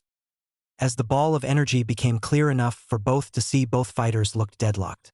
Madara said, "Give up, boy. You can never win, and I will kill you and those pathetic people you brought with you." Naruto said, "You will never lay a hand on any of my precious people, Madara. Let's end this. First Gate Kia. Second Gate Kia. 3 Gate Kia. For TTTH Gate Kia." And his power suddenly went throughout the roof. Everyone was in awe, and Kyubi said, "Nice Kit. Even I did not see you do that," making everyone look at him questionably. Rin asked, "What are you talking about?" Kyubi asked, "None of you noticed yet. Hyuga, don't look at the fighters, but tell me what you see in chakra around the valley." All the Hyugas in the area did so, and several gasped, and Hayash asked, "What is that?" Kyubi said, "That, my friends, is the ultimate form of the Rasengan. It's a once-in-a-lifetime jutsu and only the kid could do. Erasure asked, "What's going on with my son Fox?" Hayash said, "There are clones around the valley and each is sending massive amounts of chakra around the arena and is rotating in several different directions and is starting to add fire and wind elements into it." Karinai asked, "What does that mean?" Erasure, who was in thought a moment, gasped as he realized and said, "How can he do that? I know he can make an elemental Rasengan, but to add fire and wind elements and then to create one the size we're talking about is impossible." Kyubi asked, "Where's Naruto's sword?" Making everyone look at him. Hinata said, "In the middle of the floor with a clone of Naruto beside it holding on, and the sword is doing something I don't know what." Kyubi smiled and said, "So he is going to do it. He's destroying his sword and all the power in it to power the jutsu." Anko asked, "Will someone explain in English what the hell the Gaki is doing?" Jiraiya said, "He's living up to his name. He's creating a spiraling maelstrom. In other words, he's creating a tornado with fire, water, lightning, earth, and wind together in it." Kyubi said, "Almost exactly, but it won't be a tornado, and the reason it is a once-in-a-lifetime jutsu is that it take the power of 6 gates in the middle, and at least 17 tails of chakra plus destroying the first gate permanently." Guy gasped and said, "But if that happens then he will never be able to close the gate ever." Haku asked, "What do you mean?" Lee said, "Basically the gates restrict chakra and can be opened, but they have to be done in order and closed in reverse order. Now I know why you said it's a once-in-a-lifetime deal. After this is over he will never be able to open the gates Aegean since his body has to learn to cope with having the first gate always open." Guy said, "He will have to seal some of his power away or he will die from chakra overload." Making everyone wide-eyed at the possibility of that. Tsunade said, "But you only have 9 tails that Naruto absorbed, so where are the other 8? Kyubi said, "Simple, the sword Naruto had made and designed is equal to 10 tails worth of chakra, and the kid himself has opened the first 4 gates, while he gets ready to finish the jutsu before opening the last 2 he needs. But before he does that he needs to activate the catalyst for this jutsu, and that is when he will release his other tails of power he has in him. So far they are only about 4 tails worth. Madara must be planning to overpower Naruto after wearing him down a little. Big mistake." Smirking as he watched the fight and remembered when he first met Madara. Flashback. Kyubi was in his den when a human with pale eyes walked in and Kyubi looked at him as he bowed and Kyubi asked, "What is it you human want with me to disturb my den?" The man said while still bowed, "Forgive my rudeness Kyubi-sama, but I am a slave to my family and I wish to be free. I heard that you have the ability to do it and by changing my bloodline so my family will not hurt me any longer." Kyubi thought for a moment and said, "Let me look into your eyes." The man looked up and Kyubi activated a secret that he had in his eyes. He looked into this man's future and saw the events and his being imprisoned as well as the poor boy he would make suffer. He started to kill this man right then and there but decided to see where it ended. As he continued to watch he saw who Madara worked for and also saw a way to permanently imprison the demon forever. Kyubi turned off his eyes and said, "Yes, I can do that and I will give you this warning before I do it. If you have me do this, when the time comes you shall be destroyed by the Firebird of Legends for an act of crimes you and your descendants will do.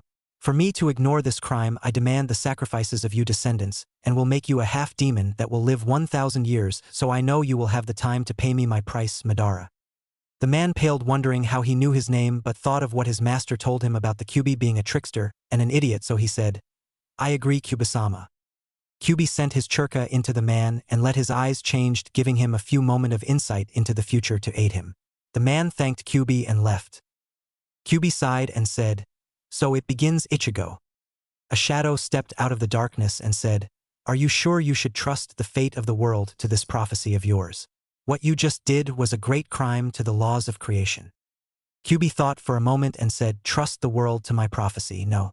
Trust the world to the boy who shall change the world. Yes."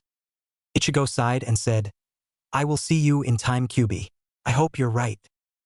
Kyubi shook his head and said, "I am Shinigami." Flashback end.